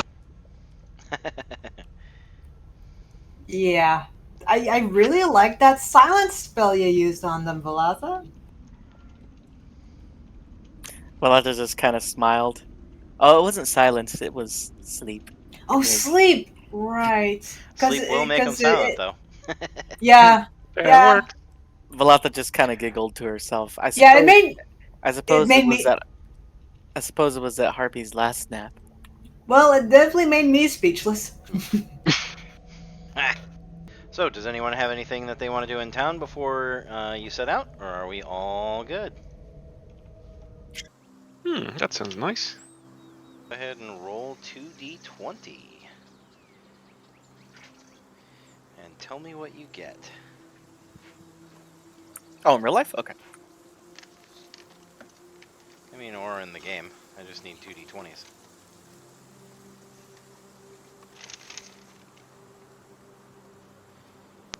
I haven't used my real dice in so long, I'll do that instead. There you go. Go for it. Enjoy. Velatha went to get IRL dice. Alright, I rolled a 12 and a 5. Am I not wrong on my assumption there? Alright, so it looks like the party is now the party that does not have random encounters. The 2 days of airship travel pass by without issue. No more songs fill the air, and nobody tries to take a dive off the side of the ship. Thank goodness. The only Jeez. songs are Valata's. The only songs are Velatha's. She gets caught in the rain. Sorry, I couldn't resist. I probably should have, but I didn't.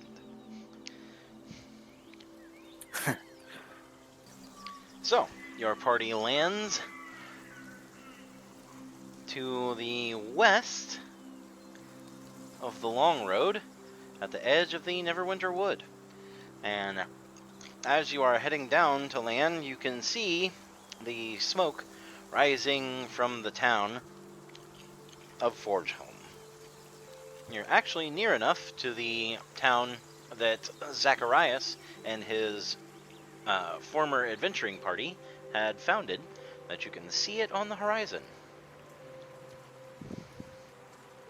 But all that passes away as you lower back down to the ground and once again trod upon the earth. The day is bright, and the Neverwinter Wood, at least at the edges of the woods where you are currently traveling, are filled with bird song and the occasional dash of creatures bounding through the underbrush. You follow the instructions that Zacharias had given to you, and you do find your way to a massive oak that stands out over the rest of the forest. Deeper inside of the Neverwinter Wood, there are trees this large for miles. But this close to the edge, a tree this large dwarfs the rest. In this particular one, you can see a series of large buildings that have been nestled in the branches, as well as a raised platform that hangs from the tree's boughs.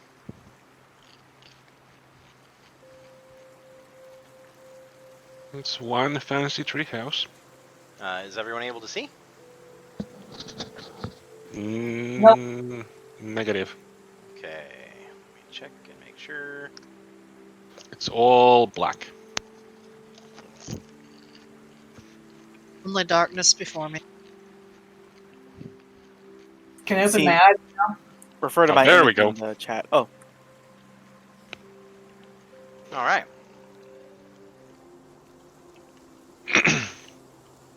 Unfortunately, the large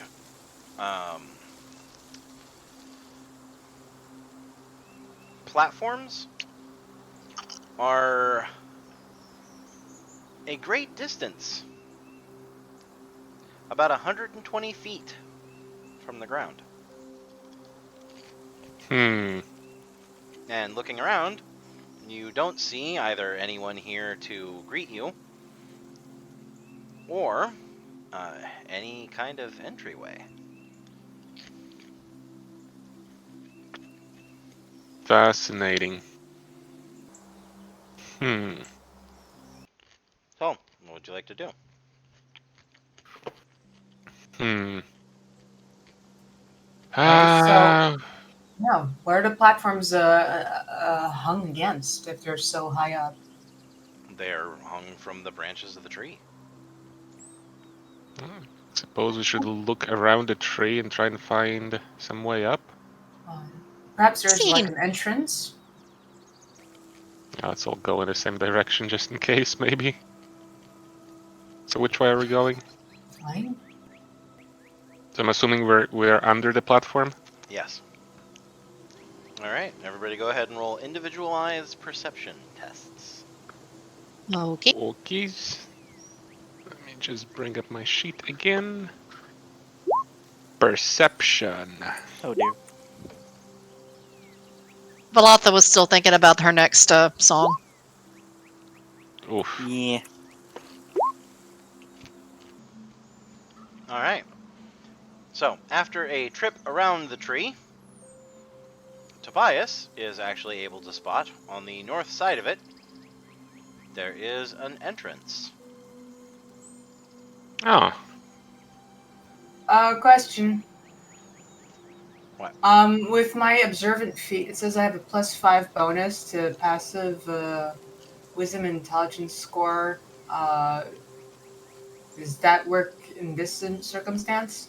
Let me take a look. Plus, did I need to add the one modifier to intelligence wisdom? Or intelligence or wisdom? If you took the feat, then yeah, you should have done that when you took it. So I added the feat, but I didn't know I needed to make those adjustments. Yeah, you need to add one to either your intelligence or wisdom.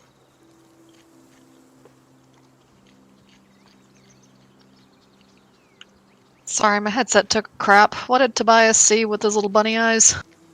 A entrance into the tree between these two large roots. All right. Ground level? Mm-hmm. All right. Do I see any traps upon it? Not so far. So, to answer your question, Nala, the +5 to your passive wisdom and passive intelligence, that just adds a flat-out 5 to the number that you have standard. So if you roll less than that, Sorry. If you look underneath your stats, you see Yeah. passive wisdom perception.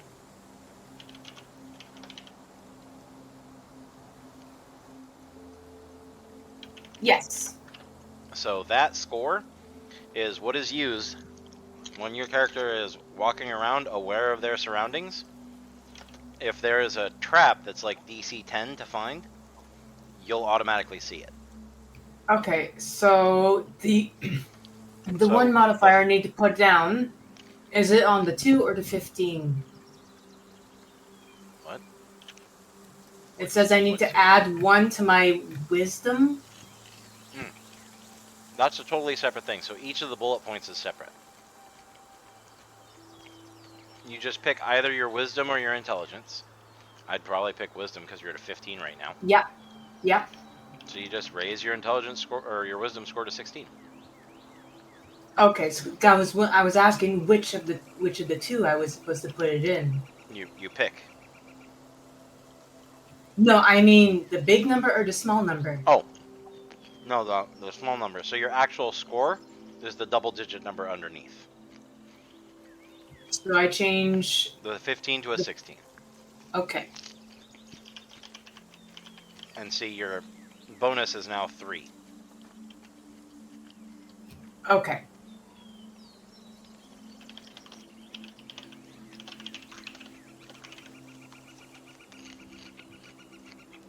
That changes my passive wisdom to 15. Huzzah. Not that it was much of an inconvenience in the previous period. Anyway, onwards. Alright, so, what is this here?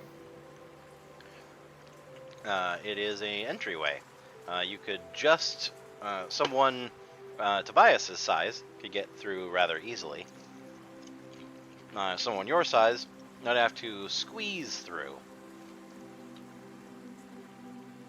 Someone Angie's size is going to have to do some work wriggling back and forth to get inside. What about Volata? About the same as Bithynial. Yeah, I think Tobias should go in first and see if it's actually worth bothering going inside. He will oblige. Let's. I didn't see any trap markers, so through we go. We're looking for someone here, so we need to go in, I guess.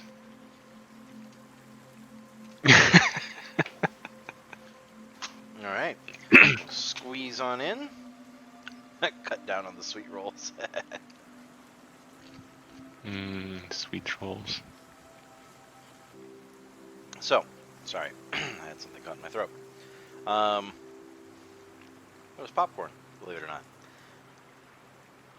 As you squeeze into the area, you find yourself standing in a small, narrow antechamber that leads to a stairwell.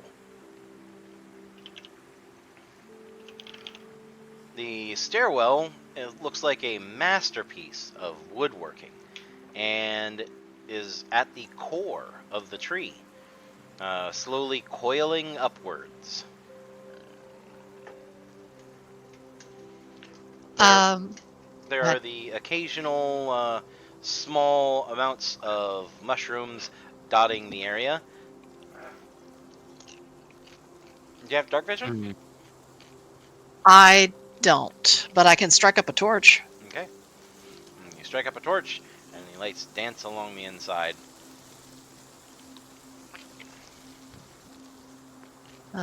Tobias is going to peer up the stairwell and shout, "Hello! Begging your pardon, but we were sent by a friend of yours."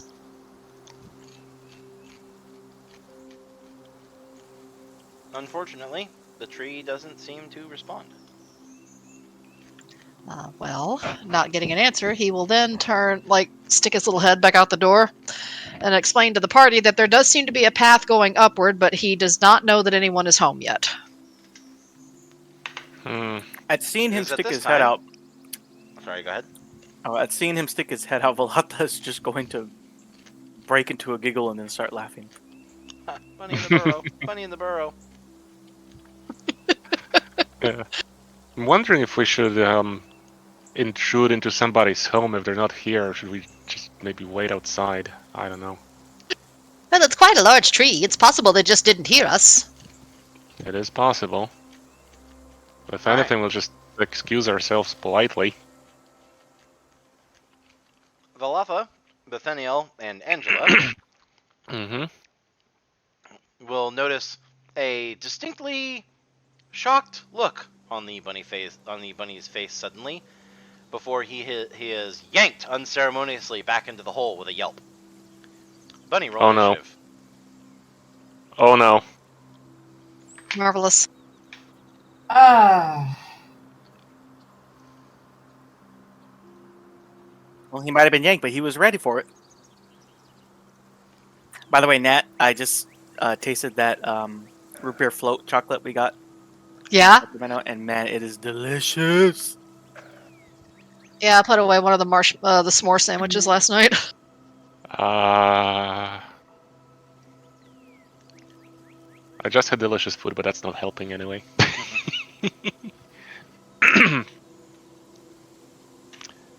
A sap demon. Was only Tobias rolling initiative? Go ahead and have everybody roll it. Why not? Oof. Angela, There we go. remember you have to click on your character when you do it. There we Oh, go. didn't roll? Well, it rolled. That doesn't add you to the turn order unless you have your character selected. I already did it. Oh, okay. All right. So for its surprise round. Oh, I didn't give it advantage. It doesn't matter. Well, we'll see. Okay, so no crit. Oh dear. Yanked back into the room, you find yourself clinging to your torch as a large, viscous yellow fluid coils up your body. I did not consent to this at all. The tendrils yank at your limbs, pulling you towards it, and the central mass of the sticky creature slams into you like a brick fist. Ouch. You take 9 points of damage, and you are now grappled. Okay, we need to get in there. Then, for its second attack, the sap coils around your body, slides up your chest, and begins to attempt to force its way through your nose and mouth to try and slide down your throat. Oh, foul. I am.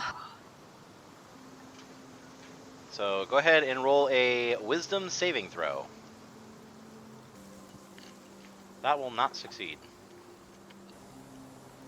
All right. Do you have anything that you would like to do? I want to try and escape the grapple if I can. Oh, well, I need to make the saving throw. Do you have anything to help you make the saving throw? What save? Just. The wisdom save that you just failed. I don't. Okay. Then we will go ahead and move to the first person on initiative, which is Valatha.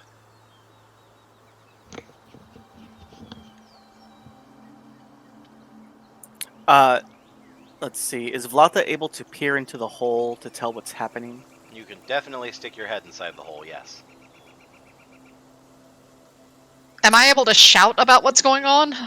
Negative. Okay. All right. Well, Vlata is definitely going to stick her head inside and see what's going on, but just her head, not her whole body. Okay. As you stick your head into the hole to peer through, you see Tobias standing there with a torch in his hand, facing what looks like a stairwell. He appears to be shuddering and twitching uncomfortably. That's all she sees? Mm-hmm. What about that torch? The torch is in his hand. He's holding a torch. Okay. He's lit. Okay. It's Yeah. lit, fam. Well, she's just gonna go ahead and ask, Tobias, is everything okay? Tobias stops shaking and slowly turns to look at you. In the torchlight, you can see that there are bloody streaks in his fur. Blood has leaked from his ears down the side of his face and then out of his eyes, flowing over his muzzle and down his neck. Oh no. When the light shifts as he turns to face you, you notice that there is a hole in his chest, about 4 inches in diameter. You can see the stairway through him. His little bunny mouth slowly opens, and he retches, gurgling up a fountain of spittle and blood before lunging towards you at the entrance. What the hell? Valhalla is gonna let out a scream and then try to pull her head out, like, immediately. Oh god. And if she can, she's gonna move away, like, to right here and be like, "Ah! Tobias! He's hurt! Or possessed or something!" Oh ¿Por qué no boy. los dos? ¿Por qué no los dos?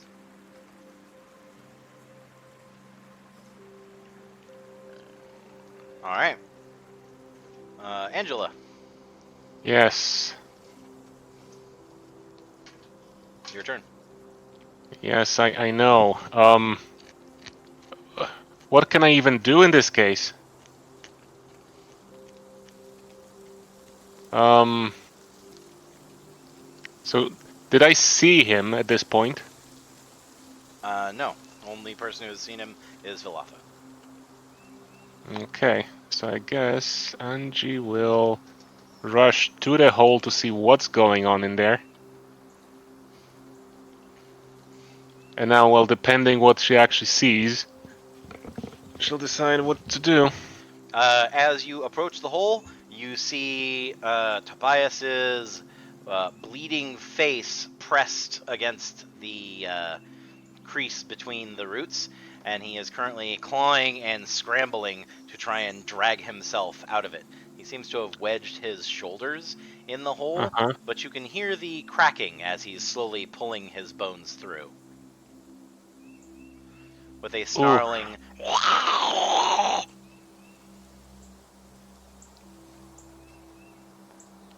Oh, jeez. Also, you know what?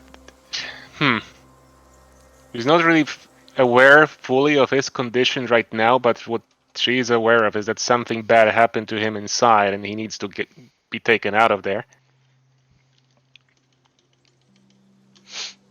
What do you wanna So just grab by the collar and pull him out. Okay. The hole should be just. It was big enough for him before, so Oh, yeah? something's holding him in there. No, it's not. It's more along the lines of he has to like turn sideways to go through. Right, okay. He hasn't turned sideways as he's coming out. Uh-huh. So go ahead and roll a strength check to pull him free. Alright. Strength check. Alright. You grab a hold of Tobias, and you're trying to pull him free from the tree as he snaps at you and chomps down on the center of your gauntlet. His Ow. teeth dig into your palm, causing you to jerk your hand back.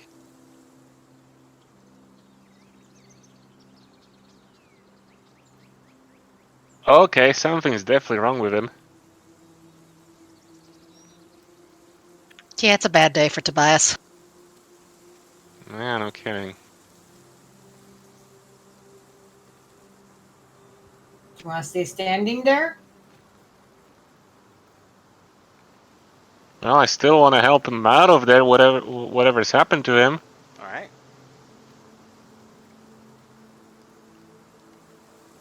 So you're just gonna be doing the kind of like, Tobias, stop! I'm trying to help you. Like, let me hold on to you.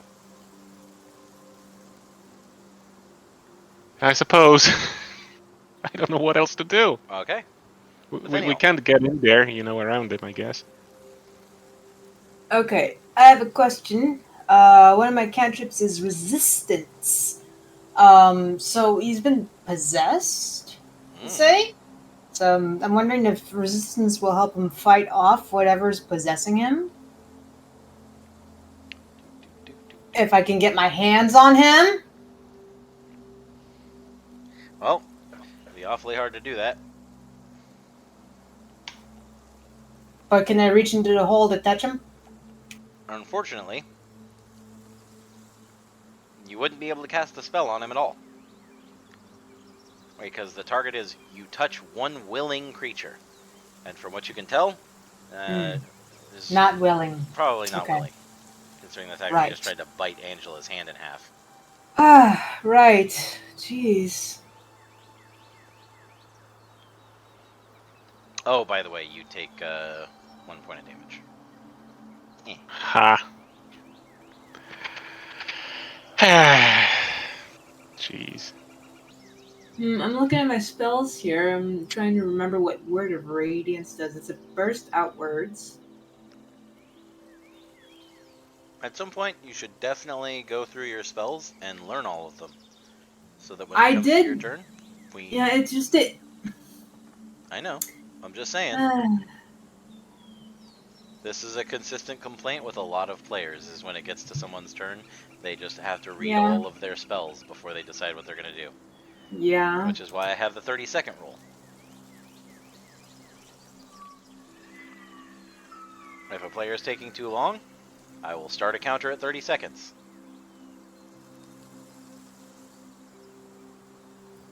Well, I do have the 10-foot pole. Do you think I could poke at him through the hole? You, What? Whack him with a 10-foot pole? He's already hurt. you I could knock some sense into him. Oh god. Okay. Go ahead and move up and take a swing at him. Let's play Bonk the Bunny. God. Oh god, no. Thanks, I hate it. Okay, you can't get to him from there. It will have to be from this square or from this square. Okay. Okay. So, pull the 10-foot pole and stick into the hole while Andrew's still blocking the way. And I go, knock it off! And then kind of gently prod him to keep him from biting Angie again. Alright. Rolled hit. What should I roll for that? D20 plus your strength bonus. Oh, jeez. Strength bonus is 0? So it sounds like a D20. You bonk the bunny. Whap. The bunny has been bonked. He looks at you with a seething rage as blood pours out of his left eye socket. Jeez. You didn't hit him there, but he is bleeding profusely from it anyway. Alright. Tobias' turn. Oh god. I would like to free myself.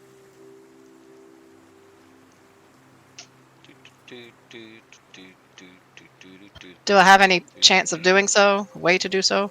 Roll a wisdom saving throw. I think you get one at the end of every turn. Because everything went from 0 to utterly possessed in like no time flat. I mean, that is magic for you. Okay, so that will not succeed. Can I use my once per session to reattempt it because I'm kind of tired of the low rolls? If you would like. I would like, because this sucks. All right.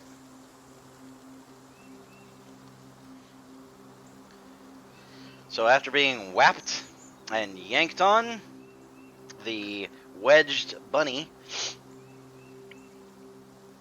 chokes, gurgles, and begins to vomit from his mouth, nose, and ears. Oh, jeez. That's foul. The gush of yellow fluid splatters at Angie's feet, Ew. causing her to take a few steps back Yeah. at the viscous mixture of yellow, amber, and red lifeblood. Ew. It is only when the liquid begins to flow and coil and wick its head around like it's looking at you that you realize that something is horribly wrong. He has regurgitated Ew. what was inside of him, and now it is seeking a new host. Ew. All right, Valafa. Kill it. Kill it with fire. Valata is going to not go close to this thing. However, she is going to look at it, and then from seemingly out of nowhere, she's going to start insulting it. And you hear this in the form of her looking at it, snarling, and going, "You stupid, stupid, stupid sap monster demon, whatever you are! Ah, I hate you so much. You're so ugly. Ah!" Fucking gold. That was so wonderfully unrefined. Valafa, the world's fussiest bard.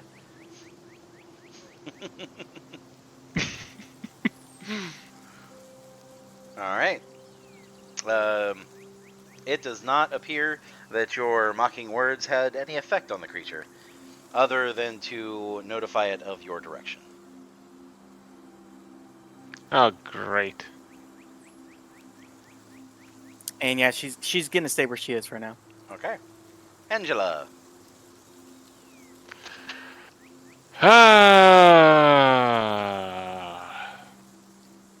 So we know nothing of this monster, do we? No. We know that it must die. Okay, well, I guess the basic methods sound in order. Well, because we're in close quarters, she will not be using the battle axe. She'll just be using the longsword. So swing at it. Huh?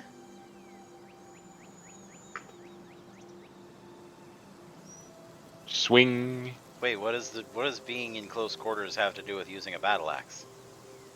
Because everybody's really close. And if that thing crits, everybody's taking damage. Oh, okay. All right. Okay, yeah, that's why. I was That's like, why. I was like, wait, do you not think that you can use a battle axe when you're next to somebody? Like, hold on, what? No. I makes totally sense. can. It's just there's a risk factor involved. Gotcha. Okay, I'm there now. All right, you swing down with your longsword, and it splatters into the sap, which hardens around it, causing the Great. blow to slide free without effect. Oh noes. Nathaniel. Okay. Now I'd have some concerns over Angela getting possessed. What's your wisdom at? My wisdom. Yeah.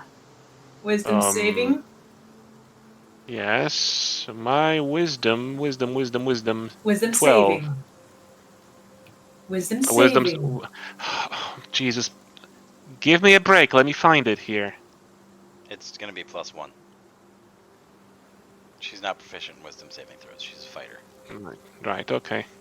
Okay, I could give you resistance for this, right? That would work well, yes? To assist with the wisdom saving throws? It's just very basic one. Well, would resistance aid with wisdom saving throw? Well, I have no idea. Where they Yes, yes. Okay, so I will cast resistance on you while I'm right Okay. next to you still. Okay. But I have another issue that I am right next to it, so I can't really step away from it. So you are going to cast guidance on Angela? Resistance. Or resistance, yeah. That's right.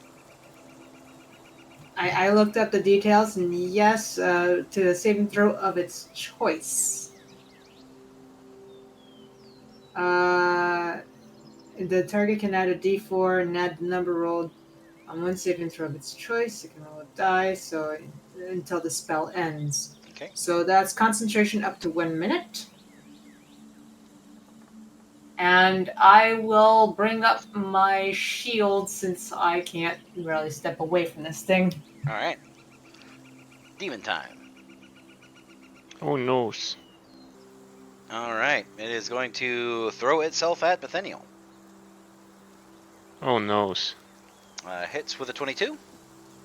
And I don't know. Nope, misses with a 17 because it doesn't have advantage. So it slams against Bethaniel's shield, and then slams into Bethaniel and coils around his arm, and starts writhing around on his torso. You are now grappled. Oh and it jeez. enters your square. Ah. What do we do with this thing? Tobias. Test. Yes. Yeah, we hear you. Okay. Tobias is going to kind of stagger. Oh, and look at kind of, the slime and the blood and the gristle around him. Oh dear, that's a terrible mess. And he is going to point angrily at the slime monster with his billowing cloak, and we are going to cast us a Scorching Ray. Okay. Now you are still in melee range of it, so you will have disadvantage on ranged attacks. Oh, can I get back from it without? It's not threatening me, so can I get away from it AOP, like without an AOP? Well, it's grappling me. It is grappling you, but it is not limited to threatening only one creature while it's grappled, because it's amorphous. So if you move away from it, it will get an AOP. Let me see what I can do about that instead. Let's. You know what? Fuck it. I'm gonna just eat the disadvantage. Okay. Didn't fucking matter. Well, there's one shot. All right, 2 out of 3 hit. Marvelous. Please don't tell me there'll be more of those things, because this is nasty. Okay, I won't tell you. God, it's not what I meant. What? I gave you exactly what you asked for. God, players are so picky. So that's 46. You'd make a great genie. I have made a great genie several times.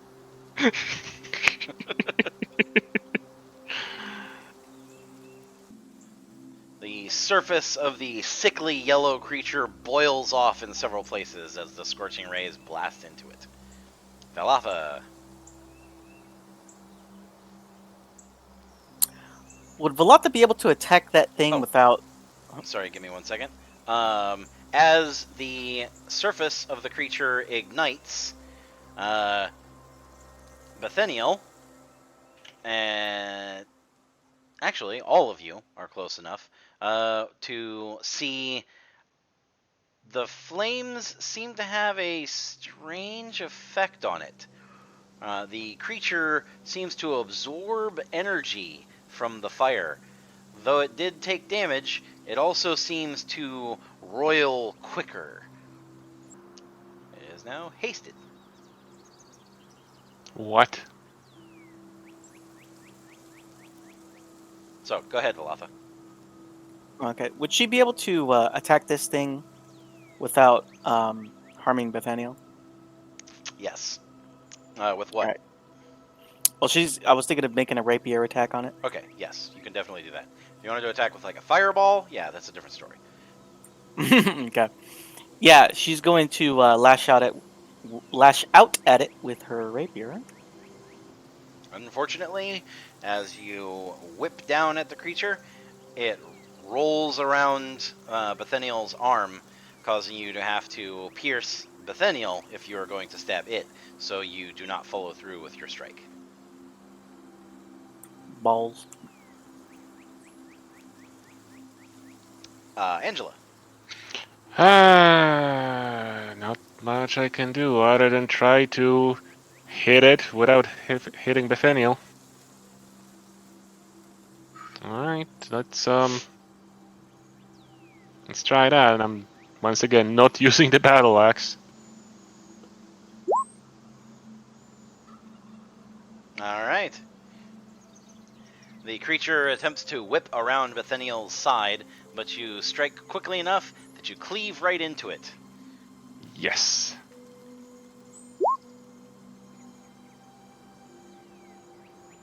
That's something.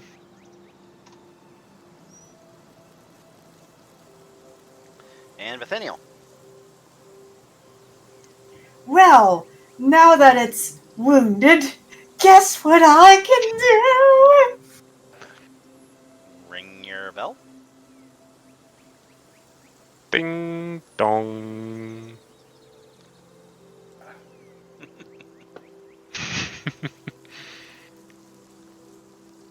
I will miss its save by 1. Oh. Alright, do your D12. I believe no, that's once it's level 5. It's 2d12. Okay, so just 1d12. All right. Yeah, next level. Ooh. Nice.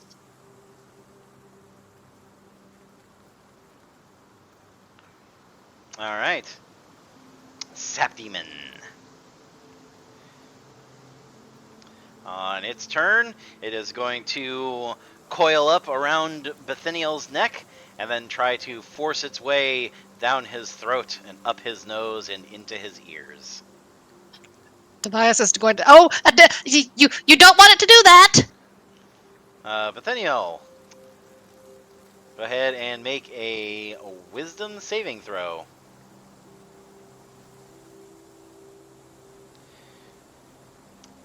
As the magical creature attempts to soothe your mind and force its way into your body, your mind rejects it, and with a cough, a gag, and a shake, the creature recoils. Tobias. Oh wait, I get a second action because I'm hasted. I'm gonna just reach out and swat at Angie. She bats it to the side. That's fine. Alright. I'm a fighter. What do you want? Get out of here. Oh, also, Bethaniel, I do need you to make a Constitution saving throw to keep your concentration up. Okay. So Angela will lose resistance. That's alright. Tobias. It is your turn. Well then, let's just. I don't want to be at a disadvantage to fight this thing.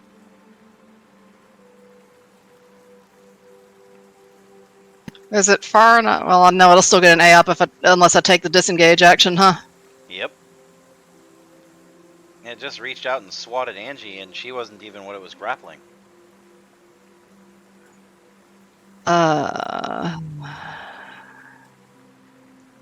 Okay, well, You could just eat it and get away.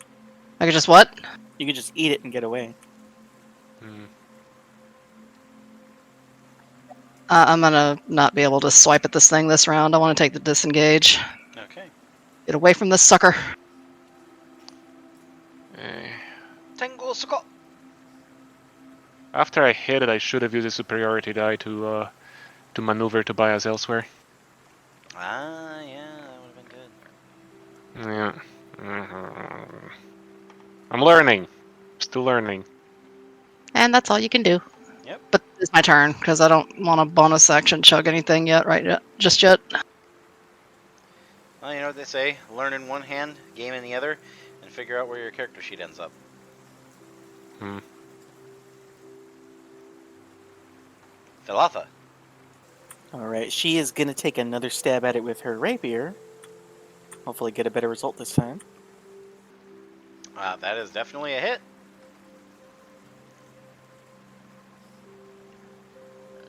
Alright. Very disappointing damage, but hey, at least she hit. You pierce It's it something. You pierce it for 1 point of damage. You find that your current weapon seems to be ineffective against this creature's resistance. Oh, marvelous. Ah.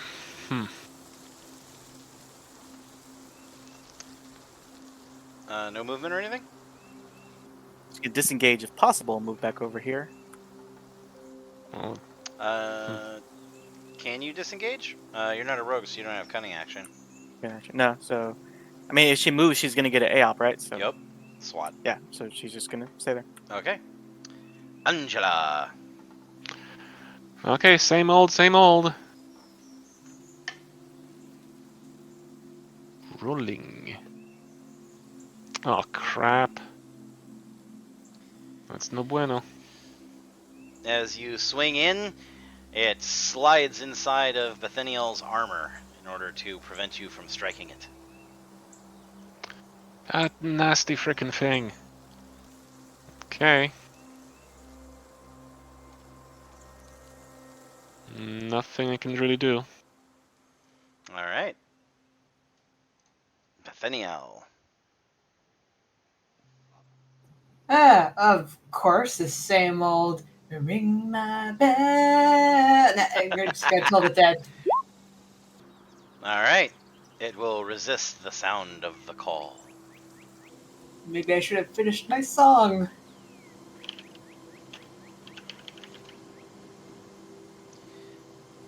Yeah, might have helped. Demon time. Go ahead and make a wisdom saving throw. We'll just trade wisdom saves back and forth if that's alright. Nala. You resist, I resist even more. Ow! Okay, alright, that's fine. And I'm no longer hasted because it only lasts 1 round. So Oh, that's it. good. Tobias. Now that I am away, we are going to attempt not to haste this thing again and give it the old magic missile. My eyes suddenly jet over towards the bunny. What? Bap, bap, bap. That'll do me. Alright. Velatha. Valata is once again going to shake her fist and be like, I bet your mother was maple syrup. Alright, I'm gonna give him disadvantage on this one. That's too good. Yep, he's gonna just eat that. Alright, so 4 points of psychic damage, and he has disadvantage on his next attack roll. Hey. But does he look sad? The sap actually coils around Bethaniel's chest, and then forms into a frowny face. Perfect. Angela. Yes, more of the same, I guess. Slashy, not stabby. Yeah, slashy. I don't know if that's any better, but damn it, it's not a good roll. That is The not dice a have good not. roll. The dice have Yeah. not been kind to us this encounter. Yeah. I'm in a bit of a sticky situation, of course. Ah. You don't say. Thankfully, I can! So that is Bithynial, I believe. Alright, good. So, before I pull the dead, I muttered just briefly to my deity to please get this one! Toll the dead! Unfortunately, it seems quite resistant. Ah, you don't want to die just yet, huh? No, I really don't. And that thing being amorphous, we have no way of telling if it's even bloody, right? Yep. Damn it. However, speaking of that thing, it's its turn now. And it makes the strange choice of leaping off of Bithynial's torso so fast that Bithynial is actually shaken by the force of it. The creature slaps against the surface of the tree and then sinks into the bark, disappearing completely. Great. So we've not seen the last of it yet. You've not seen the last of us! Fantastic.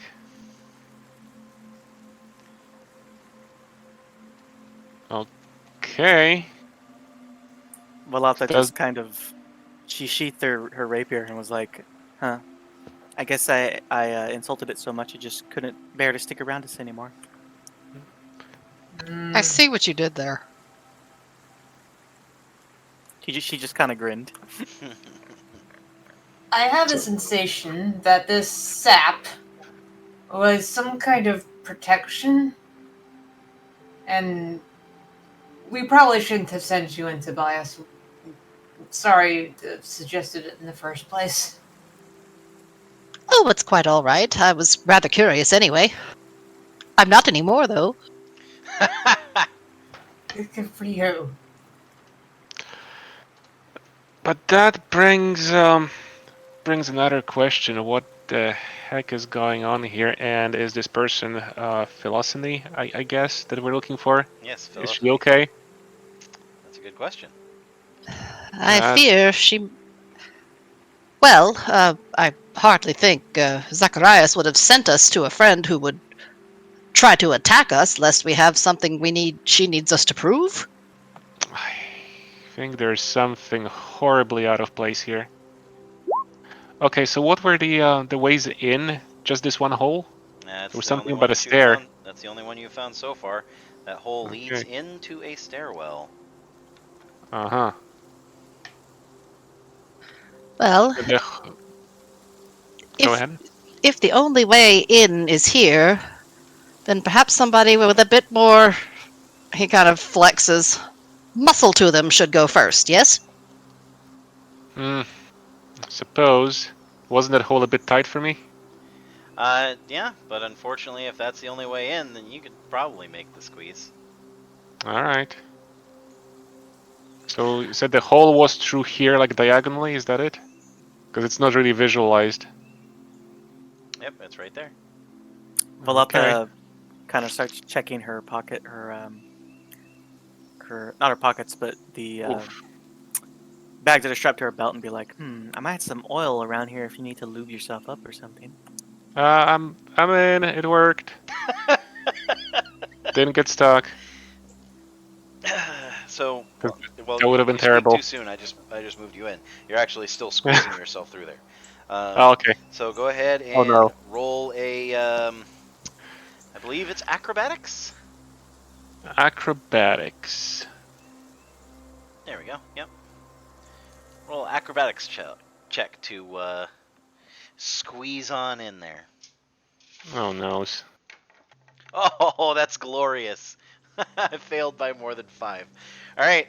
Oh, no. Angie's squeezing her way through, and then after just a few moments, she's about halfway in there, and there's a sudden scrape,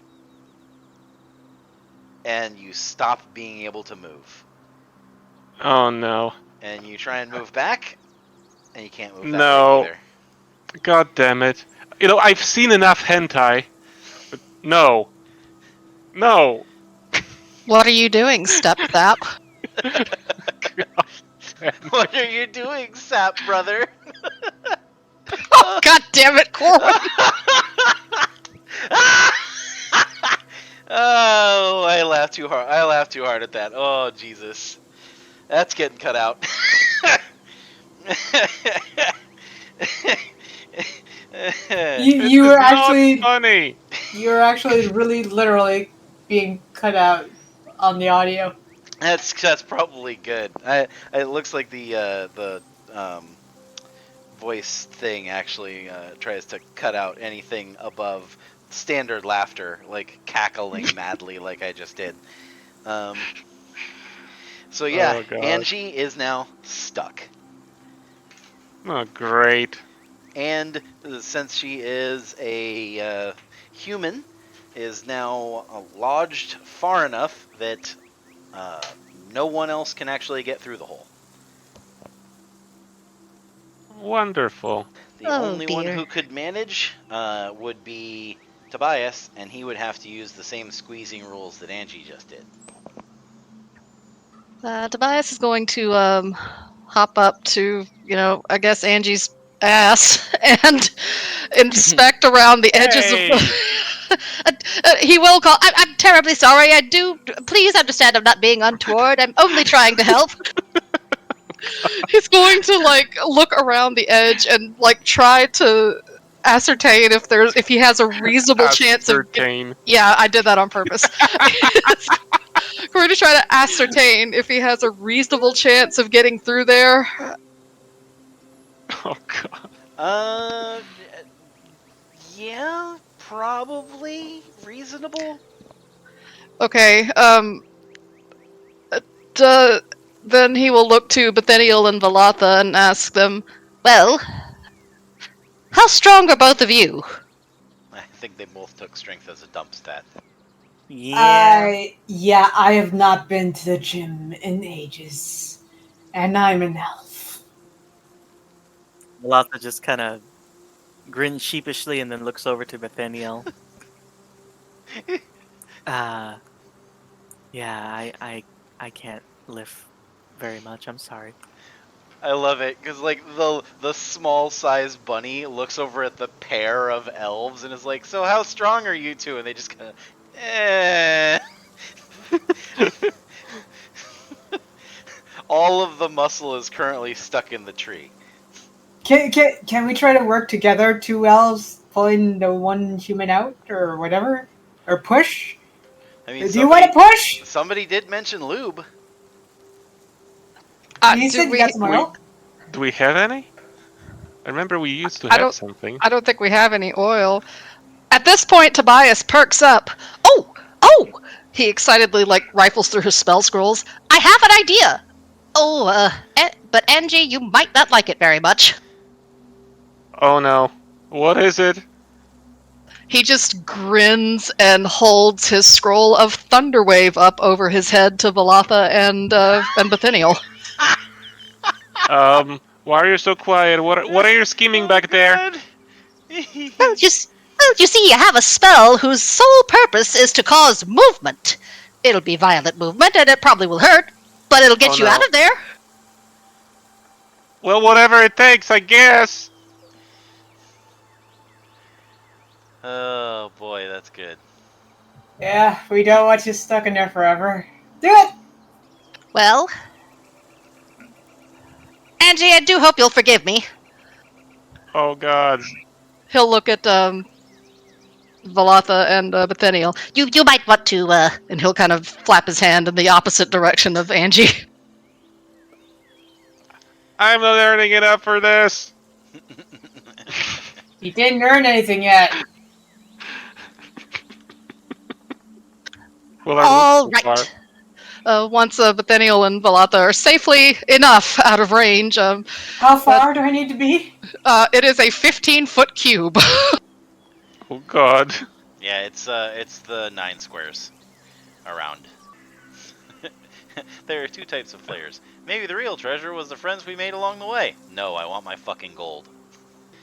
Alright. Perfect. So I guess we're just gonna play Angie the Mortar. Oh god. Hey, what's going on back there? Why is nobody talking? Oh, I'm just preparing. You're all right. I'm not going to hurt you as any more badly than I must. God. Tobias is going to back up 10 feet from Angie, and with the action of his Cloak of Billowing, Thunderwave directly in her direction. Well, so Oh, God. the 15-foot area is the squares around you. Okay. Yeah.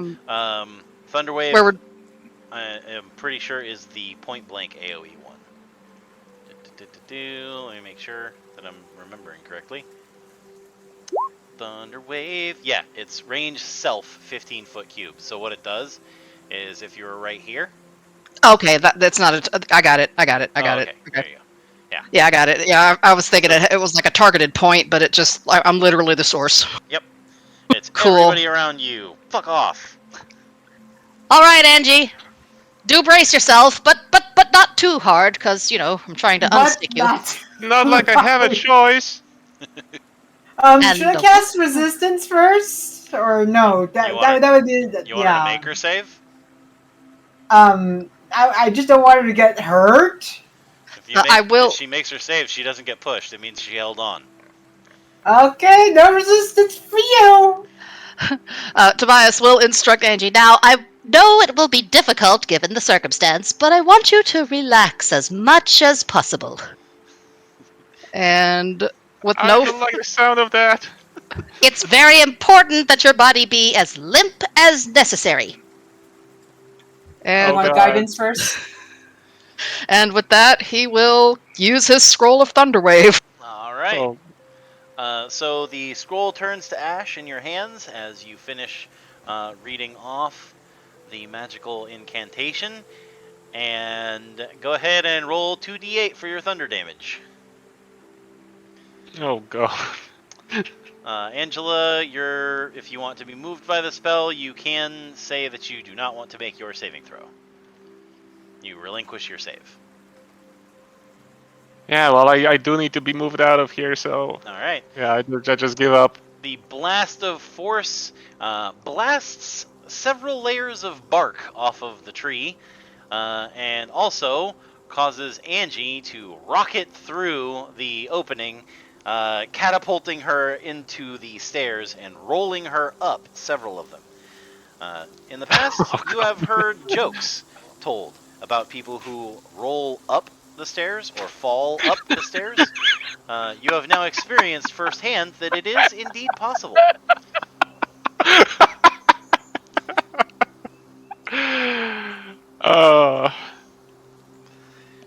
I'm alright, I think. So yeah, Tobias, when you go through the hole, you will see Angie upside down about 10 feet up the stairs. Okay, there has to be we have to draw this. Yes, we do. Just splayed out on the stairs like, ugh. You have to do the whirly circles as eyes. Yes. The spirals. Yes. Die. Of course, with the Cloak of Billowing. Yes. With the butt hanging up in the air. Tobias is going to come through the hole and see Angie. Oh, bravo! What a wonderful trick! Oh, I'm terribly sorry. And he will hop over and offer her one of his potions of healing. Oh god. Valata just kind of blinks and looks at the result and just says, well, I guess that's what explosive gas feels like. Oh, thanks for the potion. I'm all right though. No, you should keep it. Oh, if you're certain. Oh, okay. Well, the rest of the group is able to successfully enter without any issue, since the hole has been slightly widened by the passage of a obstruction. You know, Angie will be very self-conscious for the rest of the day about her weight. Oh boy. That is the first time I have ever seen that spell used that way. That is impressive. You're welcome. Oh my god. Alright, so the group gets into the stairway, and sure enough, the stairs actually travel up the entire length of the tree.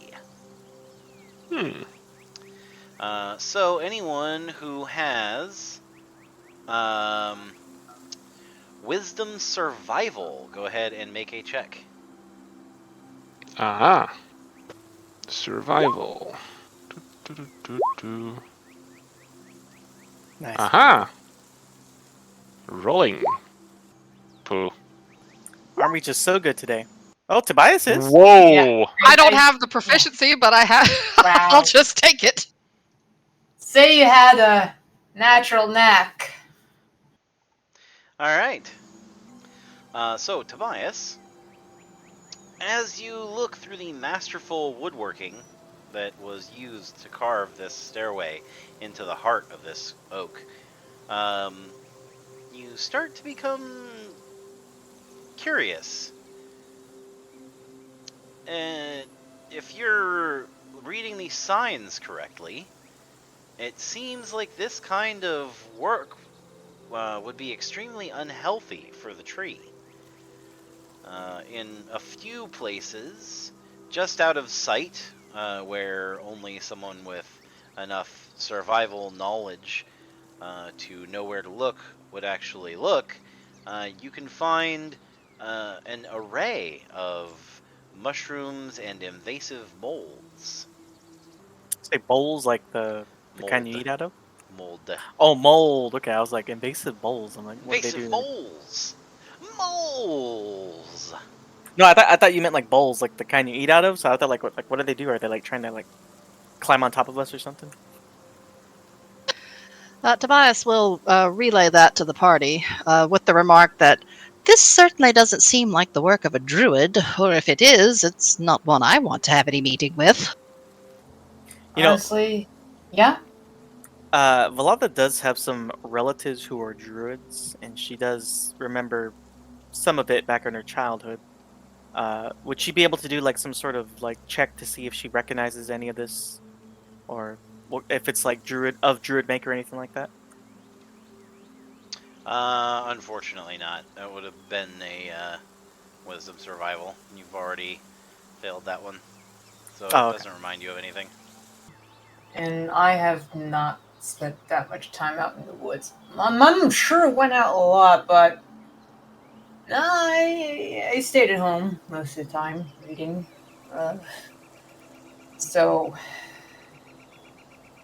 how much farther up do these stairs go, and how much more of this mold and mushrooms is there? It goes about 150 feet up. Oh wow. Where were the platforms again? About 120. Yeah, we got a long ways up to go. Pace Once- yourselves. Once you climb to the top of the trees, or well, to the top of the stairs inside of the tree, you find yourself staring at a set of hanging trellises that lead downward in a slope, heading out to the hanging platforms you were able to see from below. Now that you are closer, though, things seem less beautiful than they did from the bottom. See, from down below, it looked like some fancy hanging platforms and some, beautiful treehouse. But now that you're closer, you're able to see that these platforms groan in the wind, which seems fitful. The surface of them looking molded in places and rotten. I get the impression that our druid hasn't been here in a while. Or that the tree has not appreciated the work done to it. Do we even know that? I mean, I know this is kind of a unique looking tree, but are we sure the woman ever lived here? Or I don't even know if this is a woman or not. Hell. From the name, you can probably guess that it is most likely a woman. Felicity doesn't sound particularly masculine, but they could also just be an elf. Yeah. Look at it, Valetha. Yeah. Alright. Well, Valav and perhaps it Bithenil are needs like, some yeah, curing? yeah, pretty much. Do you think the tree needs some kind of cure? I'm still a bit wounded, actually. I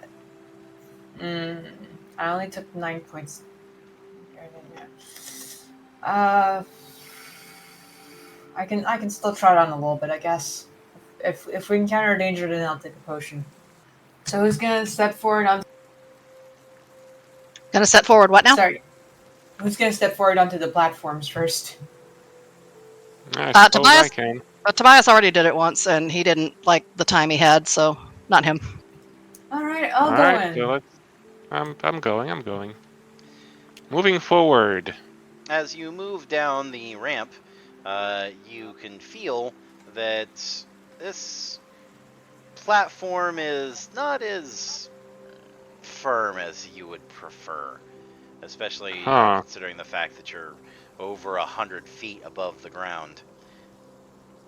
I don't like this. The vines that attach it to the branches seem to be in fairly good repair, but the black streaks on them seem to match the black molded marks on the platforms themselves. You're probably better off not moving fast or jumping around on them. Oof.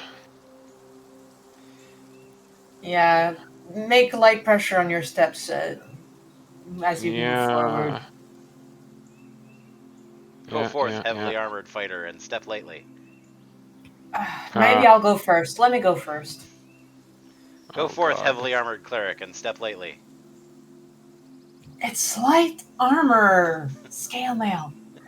And I gesture my hand across my chest. Scale mail's medium armor. Okay. Sorry. Medium armor. As you step out onto the platforms, the wind shifts subtly, and the mass of leaves above you shake as the fitful wind blows up. From above you, a cascade of spores begins to drift down, wafting over the eastern area of the platform. I don't like the looks of the right path. Let's go around from the left, I guess. With the way that the wind is changing, you know that at any moment the direction could shift and those spores could be swung in your direction instead.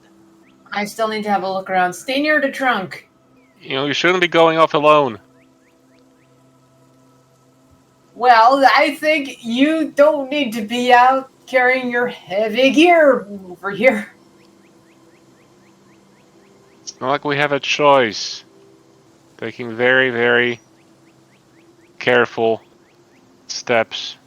It seems to hold up to your weight relatively well, as long as you don't move too fast. Bithyniel, as you move up to the doorway, you find that this door is open to you. And inside is what looks like a cozy den. Angela, as you pass the door to your right, you're able to see inside it as well. Okay. Vines... Well, it's all black to me. No, this door. You're able to see in this door. Oh, that door. This Okay, door's so I'm closed. here then. Right. Yeah, Okay. this door's closed. The one you guys passed on the way through. This one's open. Okay. I peer my head inside. Hello? Let's not forget our bunny. The bunny is on his way. This cozy den seems deserted. Vines growing in through the window and down through the chimney form patterns on the floor. They spell Corwin, it. Yes? sorry, I seem to have lost the ability to move Tobias. You got stuck in a wall. There you go. I'm free. The patterns on the floor seem to actually be a language. Does anyone speak Sylvan? I don't believe I have Sylvan. Any of our elves? Not I. No, sir, just common and elvish. Hold on. Yeah. I mean, I learned Celestial. I learned Deep Speech. I learned Primordial. But Sylvan. I kind of overlooked that one, didn't I? Yeah, Sylvan is the language of like woodland creatures and the wilds. However, Valotha does have comprehend languages. Ah. Come on over and have a look-see. Valotha just kind of carefully makes her way over. Even though she doesn't really weigh a lot, she still wants to be careful. Oh, careful every step. The direction of the wind changes, and the spores begin to float towards the southern area of the platforms, drifting down from above like tiny snowflakes. Dangerous snowflakes. We might want to take refuge inside while waiting for the wind to be more favorable, perhaps? Yeah, good call, I guess. Where are the runes located inside?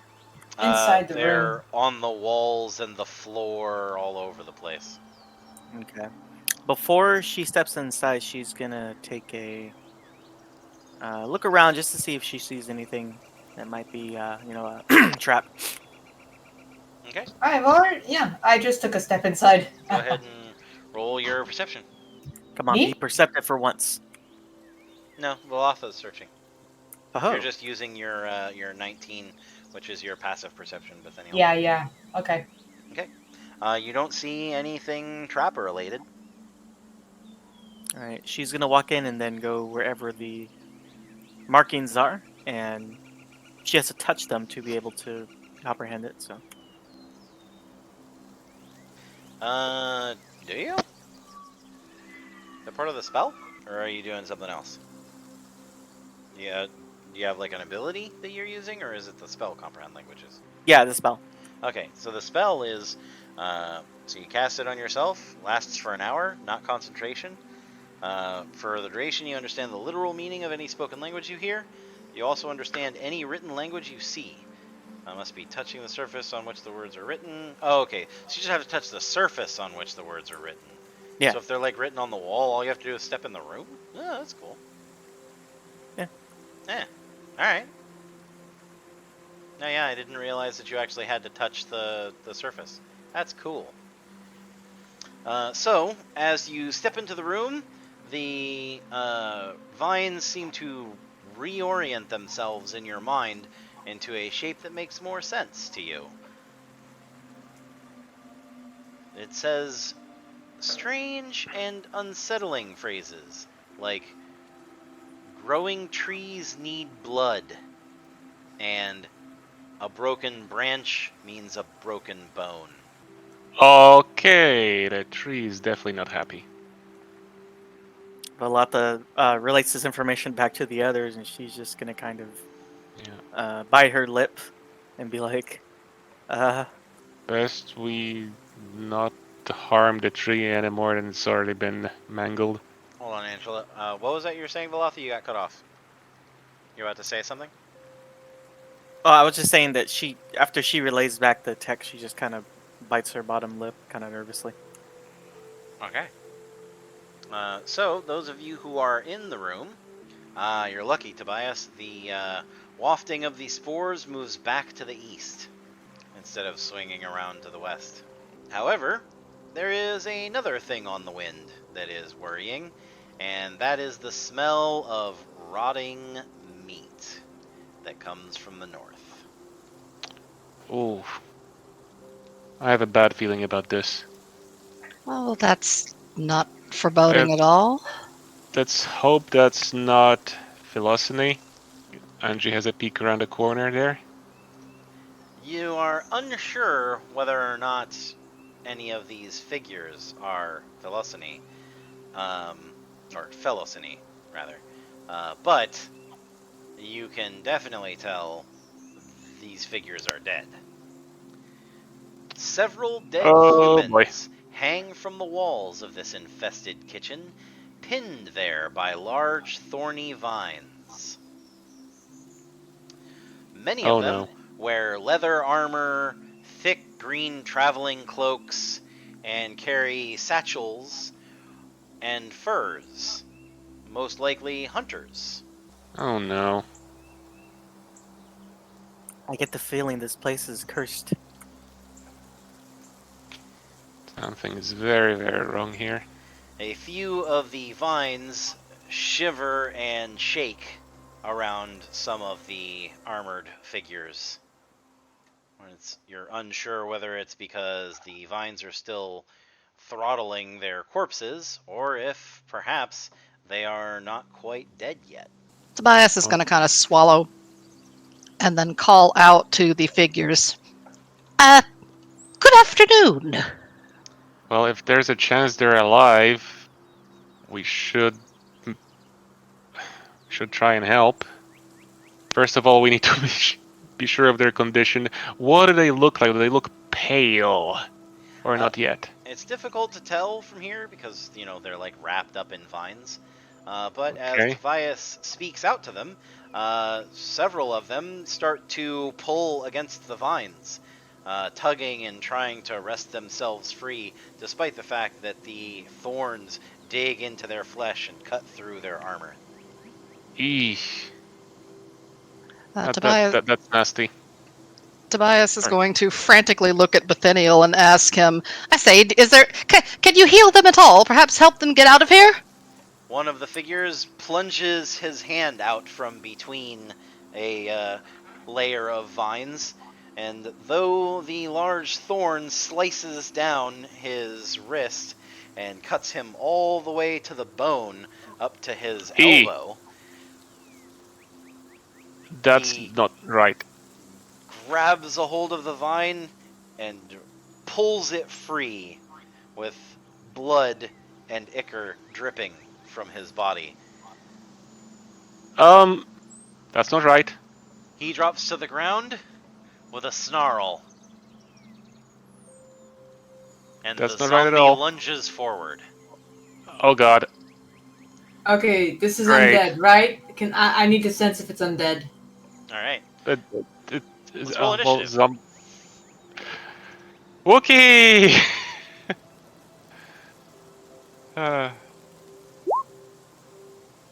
Nice. Wee. Zombie? No, zombie. All right, what am I missing? I'm missing Velatha. There we go. Add turn.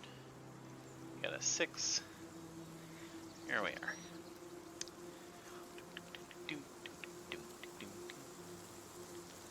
Players win ties. All right, Tobias.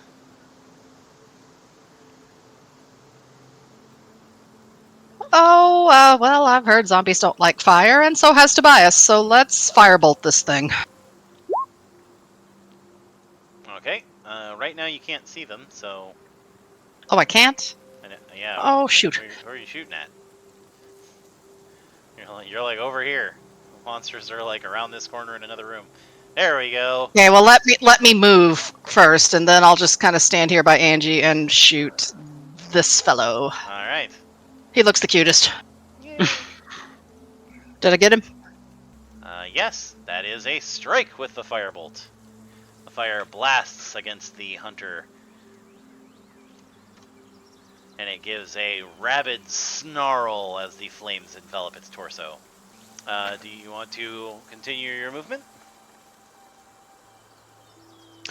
I'm going to only if it means I could put myself behind Bithynial and well, let's see, I went one.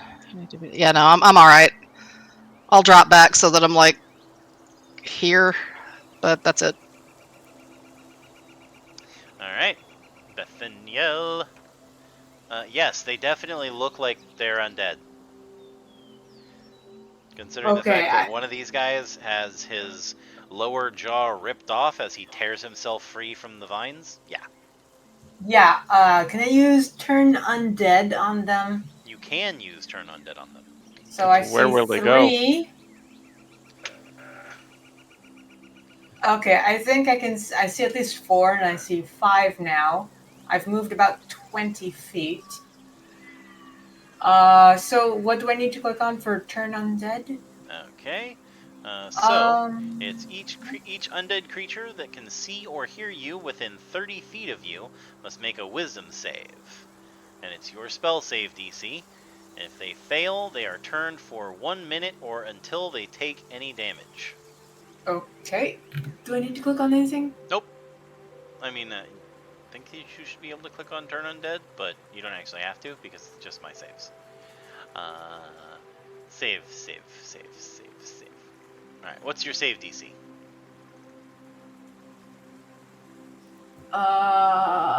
It's the same as for your spells. Trying to find it. Where do I find it? On the upper right hand corner of your spells area. Oh, okay. Spell save DC is 13. So it looks like one of them failed their saving throw. So he is turned. Okay, so I'm gonna step back. Because these things are gonna come after us. So I still have 10 feet of movement. Do we know which one failed, or? Yes, it will be the one Okay. in the middle. The one in the middle. Okay, so we don't have to worry about that He's one got a little for a icon on while. him, but the corner of him is in the thing, so. Oh, I see. Well, okay. All right. It's more than nothing. Indeed. So one less coming after us. And that was For my now. action. So I'm done with my turn, yes? Yes. Yeah. I don't think we really want to go out into the Oh, spores. wait. Taking a Yeah. potion is a bonus action, right? Yes. I'll take a potion! Good call. Okay, down 1 potion. What do I need to roll? Normal potion of healing is 2d4 plus 2. Alright.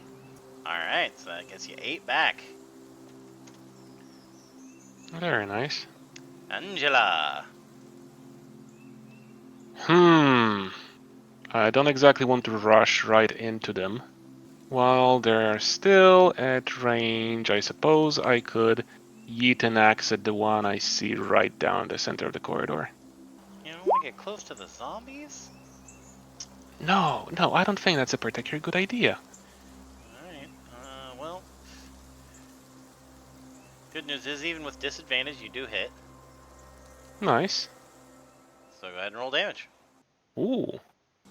9. Mm-hmm. The hand axe makes a satisfying chunk as it cleaves into the creature's leg, causing much of the right side of his leg to slough off and reveal the broken bone. He limps forward regardless. Ew. Well then. Anything else?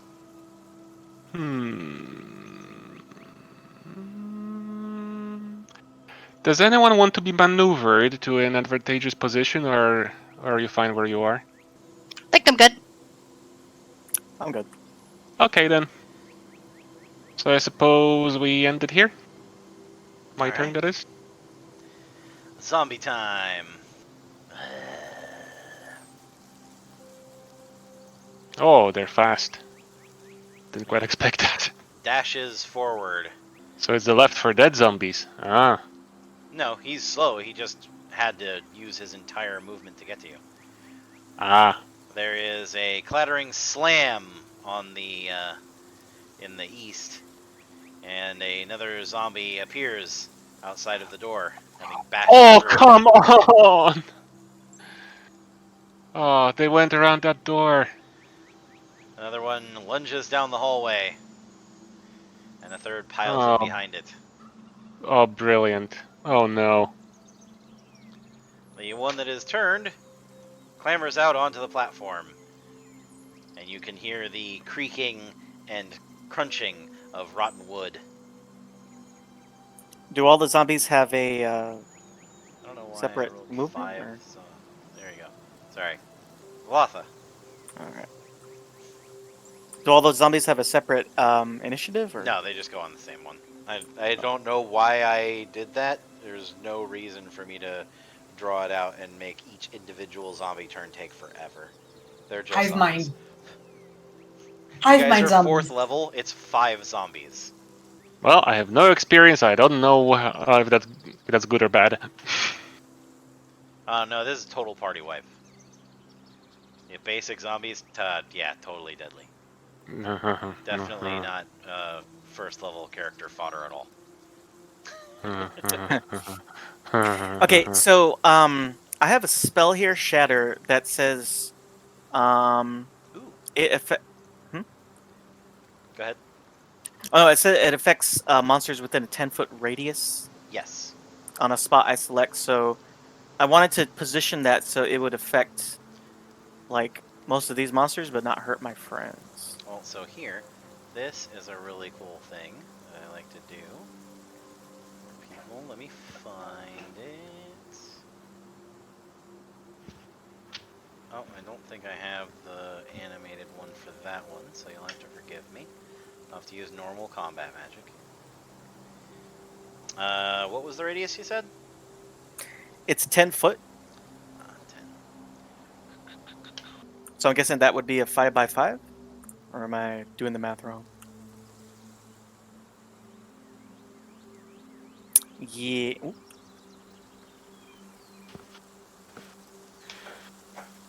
And then let me go ahead and give you permissions to it, and you can move it around. All right. So if I did it right there, would it hit the dude in the corner? It would hit all 3 of them, yes. Nice. Valata is going to raise her hands into the air, and then she is going to, let me see the description really quick, is going to clap her hands suddenly, but you're not going to hear any sound from her hands. You're going to hear a sudden loud ringing noise that is painfully intense. Well, the zombies are, and they will have to make a Constitution saving throw. Let me go ahead and do the spell here, see if it works. So it's a Constitution save, right? Yeah. Yes. All right. So con. All right. So 2 made it, 1 failed. All right. So this guy goes to 0. All right. Right. With a deafening explosion, the zombies have force rip through them, tearing chunks from their bodies. This guy, it's 5 plus the damage taken, so he needs a 19. Nope, he does not make the save. So the blast from the shatter completely decimates this zombie's body, blowing him into an assortment of pieces. Oh, good. And don't come that. back! Alright, Tobias. Who or what? So we still have these guys. Yep, 2 there, and then 1 coming around from the side. I'm gonna go ahead and pay attention to the 2 up here. But with what? Actually, you know what? Tobias seems to have been enjoying his scrolls. He's going to dig around in his satchel, pull out another scroll, look at it, and go, oh, I wonder what this does. Well, why don't you help me find out? And hurl his scroll of Scorching Ray at the zombies. Okay. The The scroll bonks off of his head and lands on the ground, and the zombie reads it and casts Scorching Ray on you. No. I know you would do that, but I'm asking you not to nicely. All right.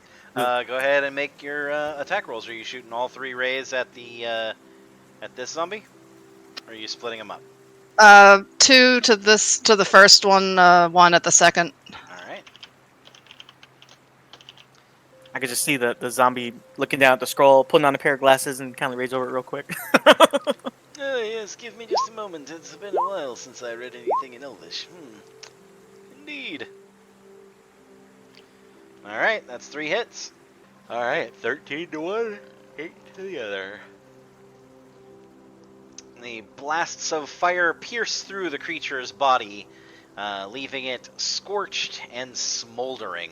And still it soldiers on. That's a dedicated zombie. Any movement or anything? No, I'm good where I am. Alright, Nathaniel. Okay, how many of them are injured?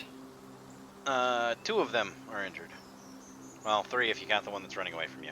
Outside. Okay, which one just got the most hits? This one got hit twice. And Okay, was hit so- by Valatha's Shatter. Right.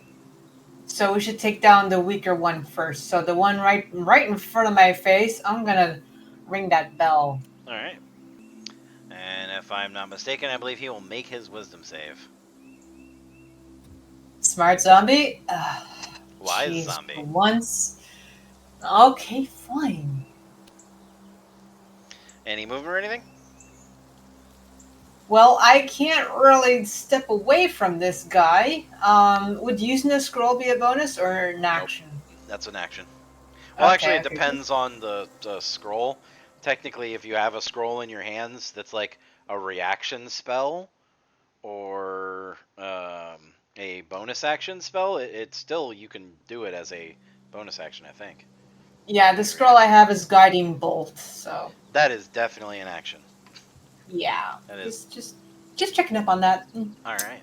Okay, so shield up. I don't want to get bitten. Alright. No, that, yeah, I've used my actions, and my health is doing pretty okay. Okay, let's proceed. Shield up. Alright. Angela. Righty. Okay. We swing the sword. Damn. Aha. Nice. It's too bad it wasn't the battle axe. This is exactly the reason I didn't use the battle axe. Well, I mean, the battle axe would have been nice if it was just you and everybody else was like 10 feet back. Yeah, because right now, no. Anyway, Alright. roll the damage. The critical hit, you literally bisect the zombie straight down the center. Nice. I like that. It does not get to make a saving throw because they can't save, they can't use undead fortitude against crits. Very Just nice. kill him outright. The one behind him, however. Are you moving or anything?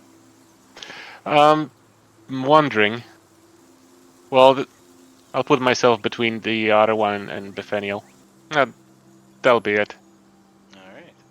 I don't know what else I'm going to encounter here, so I'm saving that action surge. Alright. The zombie that you move up to is going to lunge at you and attempt to slam you through your shield. You are able to deflect it with ease.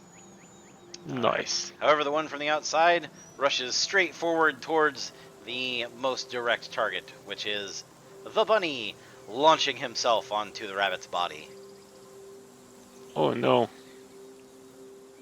Well, not sure if Nat is back yet. Nope. The creature's meaty fist slams into Tobias's side. Bloody bunny. Oh no. Oh no.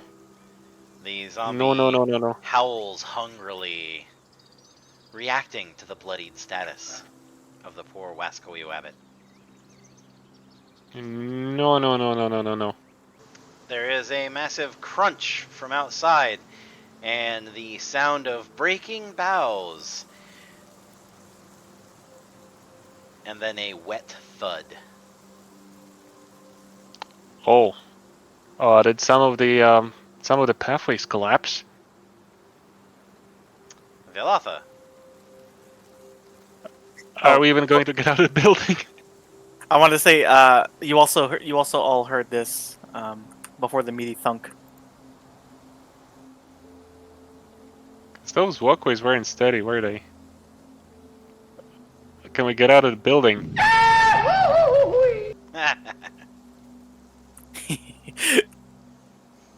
Valata's gonna walk over to Tobias and be like, "Hey, get your hands off of him!" And let's see here. Let's see, and she wants to cast Thunderwave on this dude. Would she be able to do that without hitting Tobias? No. No. Okay. You would have to be standing here in order to do that. Oh. But you can. Okay. You can move over there. You've got enough movement. Yeah, but she won't take a opportunity. No. Oh, she won't. Only when Okay. you leave the enemy's range. Okay. Yeah, she's gonna step over here and she is going to clap her hands again, and a wave of thunderous force is going to come out. And of course it does minimum damage, but hey.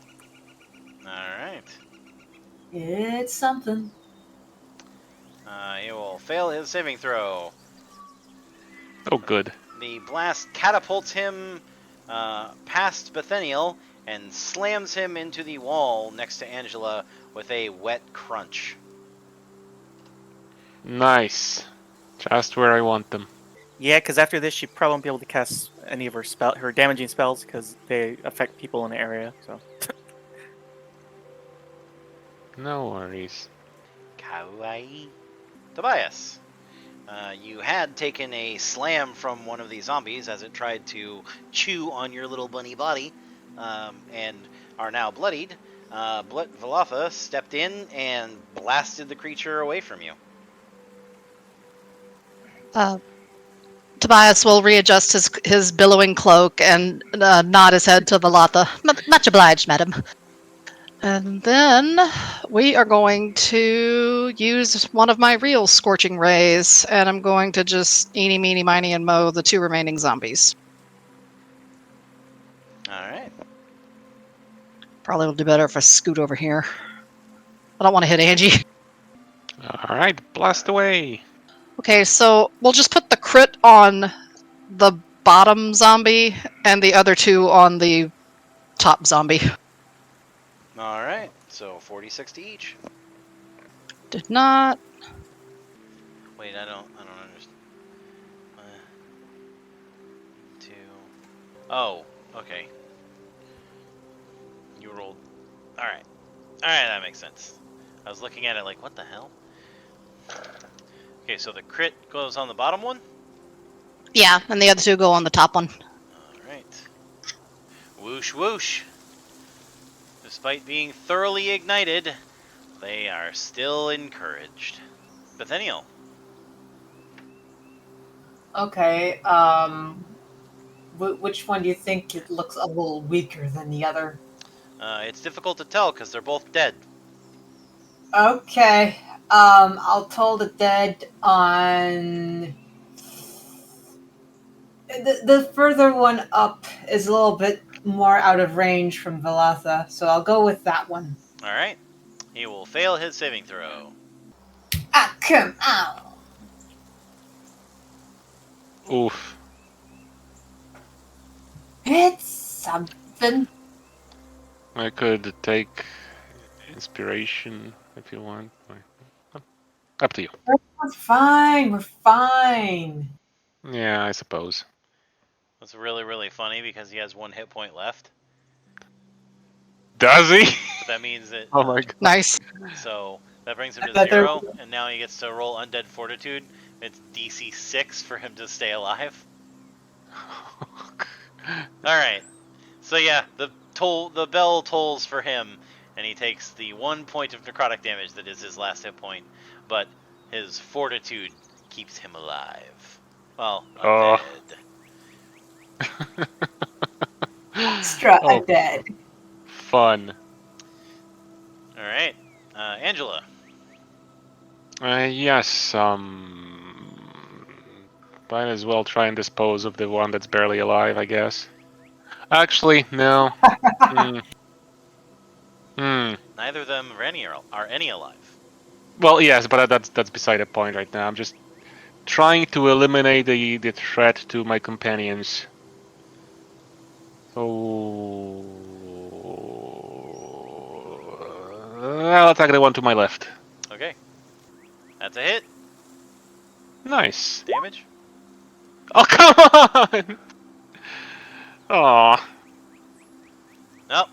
You deal a telling blow to the creature, which it collapses against the wall and begins to slide down before lunging back forward. Of course. Zombies. Come on and slam. Welcome to the jam.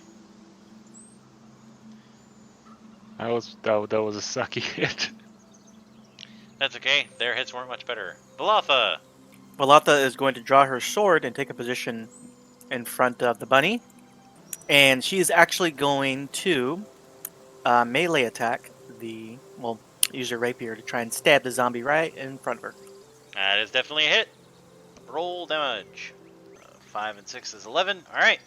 You punch right through the creature's head. And when you pull your rapier back, slick with gore and liquefied brain matter, it continues to charge at you. Oof. Tobias. All right, so all the spell work and all the shit we've been flinging at these guys, I feel like they should have keeled over. Am I seeing them resist things? Does it look like something else is controlling them? So these undead creatures. Actually, yeah. Let's go ahead and make yourself a religion check. Okay, I can do that. God damn it. Zombies are a particularly hardy kind of undead creature. Often, when crippling blows are dealt to them, they are able to shrug them off in many occasions. The only thing that cuts through their undead fortitude and makes it so that they can't attempt to resist the killing blow is a critical hit or radiant damage. Tobias will relay that to the party by way of telling them, you're going to have to hit them really, really hard! But, We're trying. you know what? Hang on just a sec. Ignore that. That was the wrong click. Kazoom! Shit. I thought. Okay. Chromatic does not give me the option for radiant. Nope. Maybe I'll land a crit with a magic missile. Let's try shooting all three of them into this fellow. Can't crit with it, but whatever. We'll do the damage. Wow. He makes 3 back-to-back saving throws. Yeah. The magic missiles blast free several chunks of flesh, and you can hear his ribcage crack, and you blow one of his shoulders off, his arm twitching on the ground, but still it lunges at Velatha. Nathaniel. I'll make another attempt at turn undead.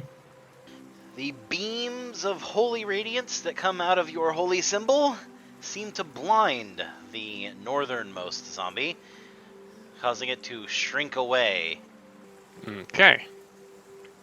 Alright, you guys don't have to worry about that one anymore. For now. Angela. Alright, let's attack the one to the left. Alright. Rolly, rolly, rolly. Oh, god a hit. damn it. It is? Oh, It's wow. a zombie. He's AC Okay. 8. Okay. Ooh, a DC 16 con save. Oh, there we go. His crippled, broken body finally fights its last. as Nice. Angie severs the creature's head and then hacks its other arm off just to make sure. Tap.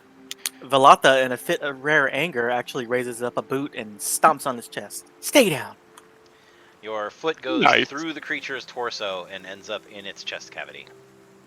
She just kind of looks at Oof. the bottom of her boot and she just goes, eh. It definitely doesn't look like it's going anywhere, especially I not give- now. Bethniel gives Velatha a thumbs up. Yeah. Look at Nathaniel just, yes. Alright, this zombie attempts to flee from the battle. Would you like to make a opportunity attack, Angela, or are you just going to let him run? Oh, absolutely. That's a hit. Roll damage. Ah, there we go. As the creature turns to run away, Angela strikes down with her longsword and cleaves down the creature's spine. Nice. It splits open and spills upon the ground like a sack That's of what I was- rotten meat. That's what I was waiting for.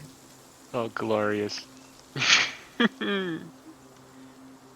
And with that, you seem to have taken care of all of the hunters that were writhing zombies, leaving only a little over a dozen still wrapped in thorny vines, their corpses hanging in this once nicely apportioned kitchen. Wow. I don't think it will be respectful of us to be digging through their belongings. It might awaken more of them, so best not. So, is there anything of interest in this room? This kitchen / dining room? Go ahead and roll to search it. Perception. Perception. Or investigation. One of the Eon rolls. Right. Because we're trying to figure out what the heck happened and where is this person we're looking for. Velocity, right? Velocity. Velocity, okay. Velocity. Ha. Escape velocity. Ha. Alright, so Bethaniel, Velatha, and Tobias, what are you going to do? I'm gonna join in the search for anything valuable. I think you need a spot of healing. Eh, Alright. eh. Yeah, you could use some. Oh, yes. Do you want to top me off, or do you want me to drink one of my potions? Well, I was gonna have a peek outside the door, see what the wind is like, and if those spores are still coming down. But I suppose I can spare a slot for you. Yeah, it's going to take about a minute for them to search the area, so you'll have plenty of time to poke your head outside and then come back in and cast a heal. Sure. Alright, so Velatha, what are you going to do? Alright, Anything in the gang. search? Split up and look for clues. Well, Yeah, how exactly would I assist in that? You would be rolling your own either investigation or perception check. I shall do perception. Alright, so I need a perception for Velatha, and then I need either an investigation or perception for Tobias. Alright, Bethaniel, you poke your head out and you find that the Yeah. spores remember are that currently scene? floating down Yeah. to the north, and in this northeastern area, the walkway has actually collapsed. I knew it. A part of it has fallen about 30 feet before it became caught on the branches. The zombie that was on it is currently smashed and hanging from a few threads on the branches as well. Oh my god. Yeah, that one looks familiar. So if we did any more walking out there, it would have collapsed. No, guys. There were actually 5 zombies in the room, not 4. Well, yes, but that's a zombie that ran away first. That was a zombie that ran away first. Yeah. Yeah, Yeah. you managed to kill something with Turn Undead. Wow. Not supposed to be able to do that until next level. So go ahead and roll your Cure Wounds, Bethaniel. Yeah. And then, Tobias, you can add that to your hit points. So, Angela, Velotha, and Tobias. With your group of rolls, you are able to determine a few things about this kitchen area. One is that it has not been used as a kitchen in quite some time, for at least several weeks, if not longer. Second, you are able to determine that the zombification process is not just the act of some necromancer or cleric with distasteful desires. Rather, there is a foul liquid that is leaking from the tips of these barbs on the vines. And the corpses are being pumped full of it. Pieces of the bodies slowly animating. You can actually see a few of them have animate parts, but the entirety of the body has not been animated yet. From what you can tell, Tobias, it seems to be some kind of magically distilled rage or anger that the tree is leaking into these creatures. Oof. So while they're not moving, maybe we should put them to rest, because this is awful. All of these bodies that are currently bound up by these vines will eventually be animated as zombies unless they are dealt with. I have gentle repose. Yeah, we should end this. We need to end this. Gentle repose, you touch a corpse or other remains. For the duration, the target is protected from decay and can't become undead. Only for the I don't. duration. Yeah, I don't think this is the particular circumstance No. then for this one. We're not trying to preserve unliving. No. What we need to do is put them to rest. Just kill them proper. Decapitate each body. Balata is going to go out here and poke her head outside the doorway. And she's going to see if she can spot any, like, birds in the trees or any animals, for that matter, just anywhere in the vicinity. Yes, you can actually see a small nest nearby. You can't actually see any of the birds in it, but it is on top of the roof of the building you're on, so it's the sign that at least some are around. And you can hear bird song in the distance. Do you want to climb up on top of the roof in order to look into the nest?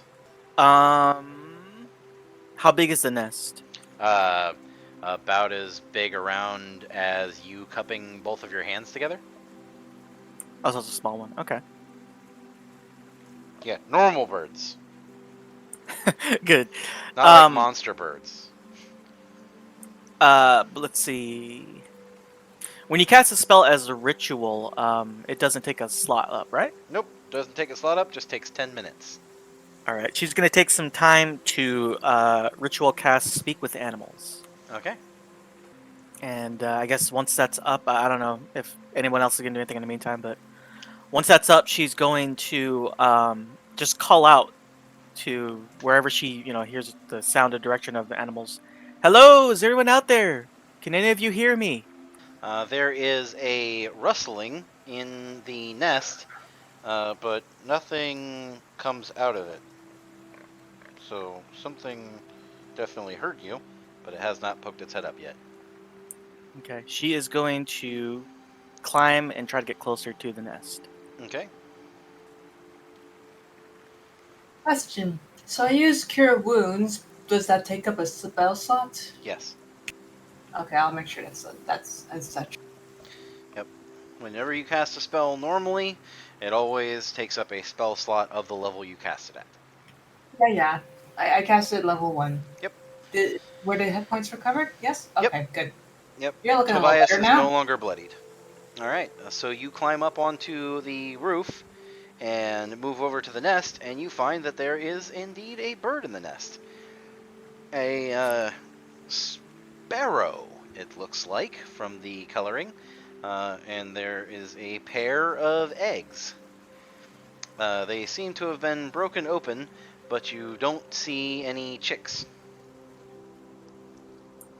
Valata's going to approach very carefully, to not trying to show any aggression. She's going to smile and say, "Hello, I hope I'm not disturbing you."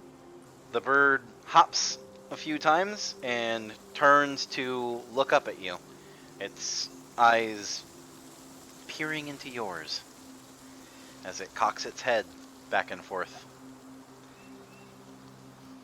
She smiles and said, "Oh, did your children just leave the nest recently?" The bird looks down at the nest, pecks at one of the eggs, and picks up a twig and looks up at you with the twig in its beak. And that is when you notice that the twig is not a twig. It is a small bird foot, small enough to be one of the chick's feet. The bird then drops it into the nest, opens its beak, and says, "Die." Oof. Okay. Valata is going to just kind of, her expression is going to freeze, and she's going to climb back down and go inside.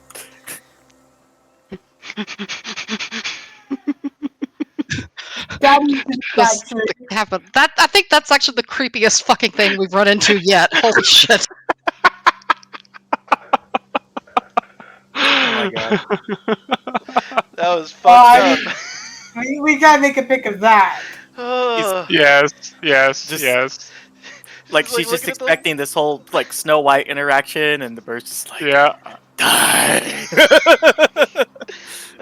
Geez. Red rum! Whew. Okay. Whew. Alright.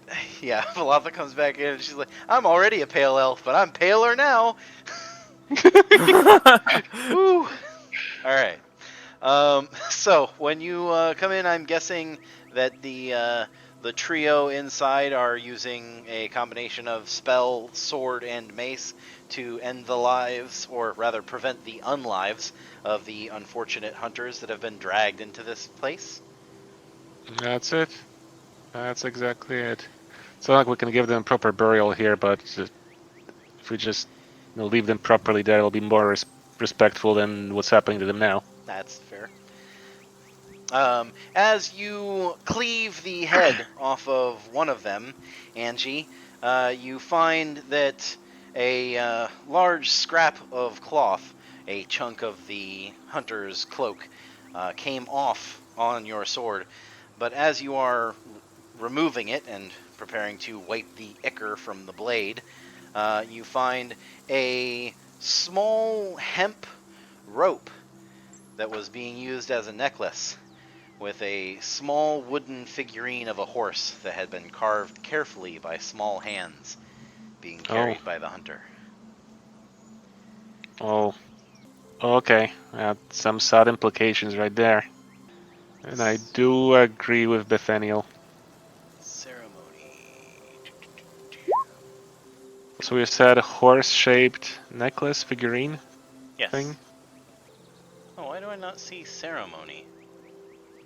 It's weird. Well, it was important to this person. Yeah, it's a first level spell. It's a ritual. So you want to do the ceremony for? Yeah, I'll let you do a collective ceremony for the group of bodies.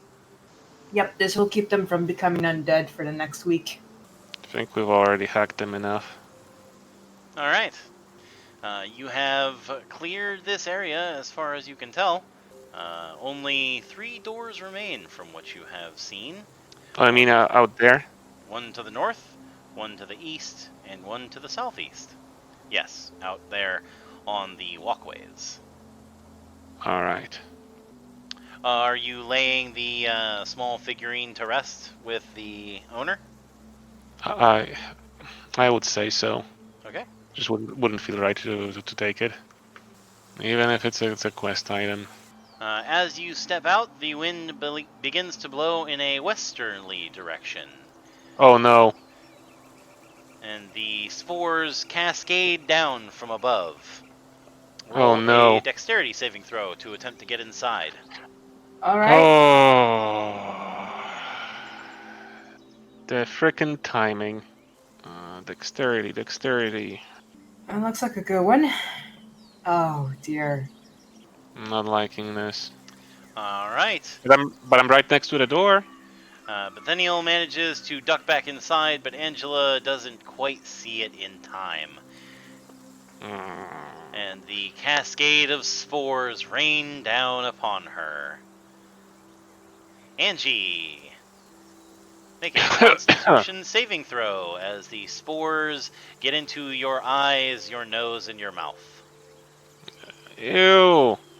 I don't want no allergies. All right. As the spores cascade over you, clinging to your skin, you see spots start to form at the edge of your vision, and then holes begin appearing in it, spreading first as milky white and then as dark little blankets, blotting out your sight. No. As you get back inside, you shake your head, and your body manages to resist the poisonous spores, and Oof. your vision returns. Didn't I just leave that party? Okay, so we wait out till the wind changes, or what? What do we do? Valatha Okay. is asking you something in chat, Ah. as well as looking a bit on edge after she returned from her excursion. Who knows why? It's Yeah, a question that I'll will be never fine. be answered. I'll be fine. We just need to wait it out. Wow, the spores. All right, I guess we can wait here for a bit. Yeah, All the right. wind should change at some point. Would they be able to take a short rest here? It's possible. It'll take an hour. Yeah, I like the sound of that. Yeah, let's. All right. Somebody roll me a d20 and tell me what you get. That's a 9. All right. The short rest passes uneventfully. You are able to recover without issue. Nice. So what I can do is I can do Song of Rest if anybody wants to spend a hit die to regain hit points. And what that does is you get an extra 1d6 of recovery. Ooh, I don't have that many missing, but might as well take you up on that. Tobias, how are you faring? I peer over and look, concerned with the recent circumstances. Tobias, I know you took quite a hit earlier. How are you faring? Good, I hope. Tobias has stepped away for a moment, so I am currently role-playing him. Okay. Oh, I can't hear you. My headset fell off my ear. One of my hands is occupied. Sorry, my headset fell off. All right. So is anybody rolling any hit dice other than Tobias? Is Angela? I only had 1 hit point to recover, so Yeah. that wasn't much of a necessity for me. All right. Well, Tobias is gonna roll one, and I would suggest that Angie roll one. Because you get an Okay. extra one, you can do it. So it was what, slash roll 1d10? You can also just click hit dice. Oh, I can? So if you see where your hit points are, underneath it is temporary hit points. Just Well, below yes, that yes. is hit dice and death saves. If you click Mhm. on the word hit dice, it will roll one of your hit dice. Nice. So you gain 8 back, which will bring you Not to bad. 42, and then you get an extra d6 because of the Song of Rest. Very nice. So then you just slash roll space 1d6. So like Tobias just got back 6, so he will roll 2 of his hit dice and be back at 4. Aww. Well, it's something. So you can roll a second one because you have 4 hit dice. Nice. You can only expend Yeah. you can only expend these to recover during a short rest. Okay, I suppose. Yeah, might as well. Fine. Alright, so that'll cap you off at 48. Beautiful. And Tobias, as well, can go ahead and use Arcane Recovery to recover a spell slot. Get one of those second level ones back. It's not just the birds, everything's affected here. Yeah, Tobias is going to mention that there is most definitely something strange going on with magic in particular in this area. So, you all ready to move out? If the wind has changed. It I'll has. poke, It's changed Oh. several times. Okay. Poke your So head out. let's have a peek. Where are the spores falling now? To the east. Oh, so in the opposite direction then. Alright. So let me just have a gander. We have an unopened door to the north. Yep. Okay, this is back into the dining room. As you move slowly across the area, the Mm-hmm. platforms sway and shift with your motions. Don't like that. The Alright, door to the north does not seem locked. It just seems like a pull door. Alright, let's have a gander. Alright. Okay, I'll go in first. Pulling the door open, you find there is a large botanical laboratory. Oh. Boxes and boxes of flowers and dried herbs and reagents are scattered all over many crates and boxes inside of this room. Notes litter the floor, scattered all across the ground, and in places have been stomped by rusty brown footprints, the color of dried blood. Oof. Okay, well maybe peering over the notes will help us find out what the heck happened here.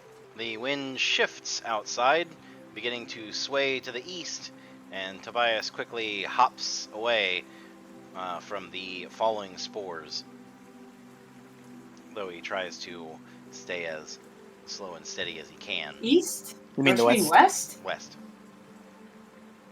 It was in the east, now it's in the west. Yeah. Hashtag deal with it. Yeah, well, we figured. Alright then, so let's see what those notes can tell us. Isn't there a chest? Looks like a chest on the map. There is. Alright, might as well poke at the chest. Valatha presents her chest.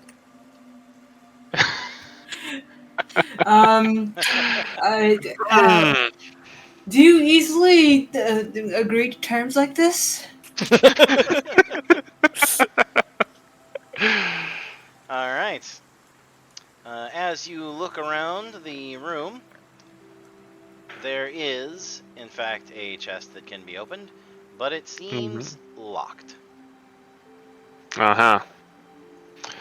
Well, thieves' tools, I guess. The You want thieviest of guidance? tools? Hey, Guidance, there's our you bunny. said? Might as well. Alright. So, as Angie goes ahead and picks away at the lock, everybody but Angie roll a perception test. Oh no. No one notices until everyone notices. Oh no. What? What happens? If this is a mimic, I'm going to come to your house and punch you. It's not. It's worse. Oh god. Bethaniel What is that? suddenly jerks as the wooden blade punches through his back and emerges from his torso. Oh no, That's no, not no. good. The dryad lifts him from the ground and then hurls him forward, throwing him prone and bleeding. Initiative. Not quite. This woman appears to be made of bark and moss. But though the bark is of a light color and the moss is fluffy and green, the edges of it are tinged with black, and thorns have grown out of most of the surface of her body, which Bethaniel has experienced firsthand. So, Bethaniel, you will take 16 points of slashing damage. Oof. She has obviously fey features, and her skin has changed to the color of slate in spaces beneath the bark protective surface. She glares at the group of you with hateful eyes Can and I says, see? "A broken branch means a broken bone." Hey, we're not the ones breaking branches here. And that is where we will leave off this session, Oh, Oh my. with Ah. blood dripping from the Dryad's bladed arm. also she's a T1000 Marvelous. made of wood. I think I know who this is. I'm looking for John Connor. All right. Well, I hope that everybody had an awesome time today. I very much enjoyed it. That was scary as hell, especially in the pit, but damn, what a session! Oof. You know what? I would take the pit over the bird any day. Fucking bird. Die. You're like, oh, Jesus, what is this? Independence Day? Fuck. Today we celebrate Bird Dependence Day. All right. Ooh. Well, I am that was very, amazing. very glad that everybody seemed to enjoy it. Ah. Yeah, that was fun. I'm getting hungry though. Yes. So Literal treehouse of horrors. I mean, I know that was a Simpsons gag forever. It still is, but Jesus, you had to make it literal. And this lovely soundtrack of the peaceful forest, and then this happens. Oh yeah, that's the scary thing. Is like the forest still sounds so peaceful and sweet out there, but it's not. All right. Well, everybody have a great evening. Really good session today, everybody, and I look forward to more of it tomorrow.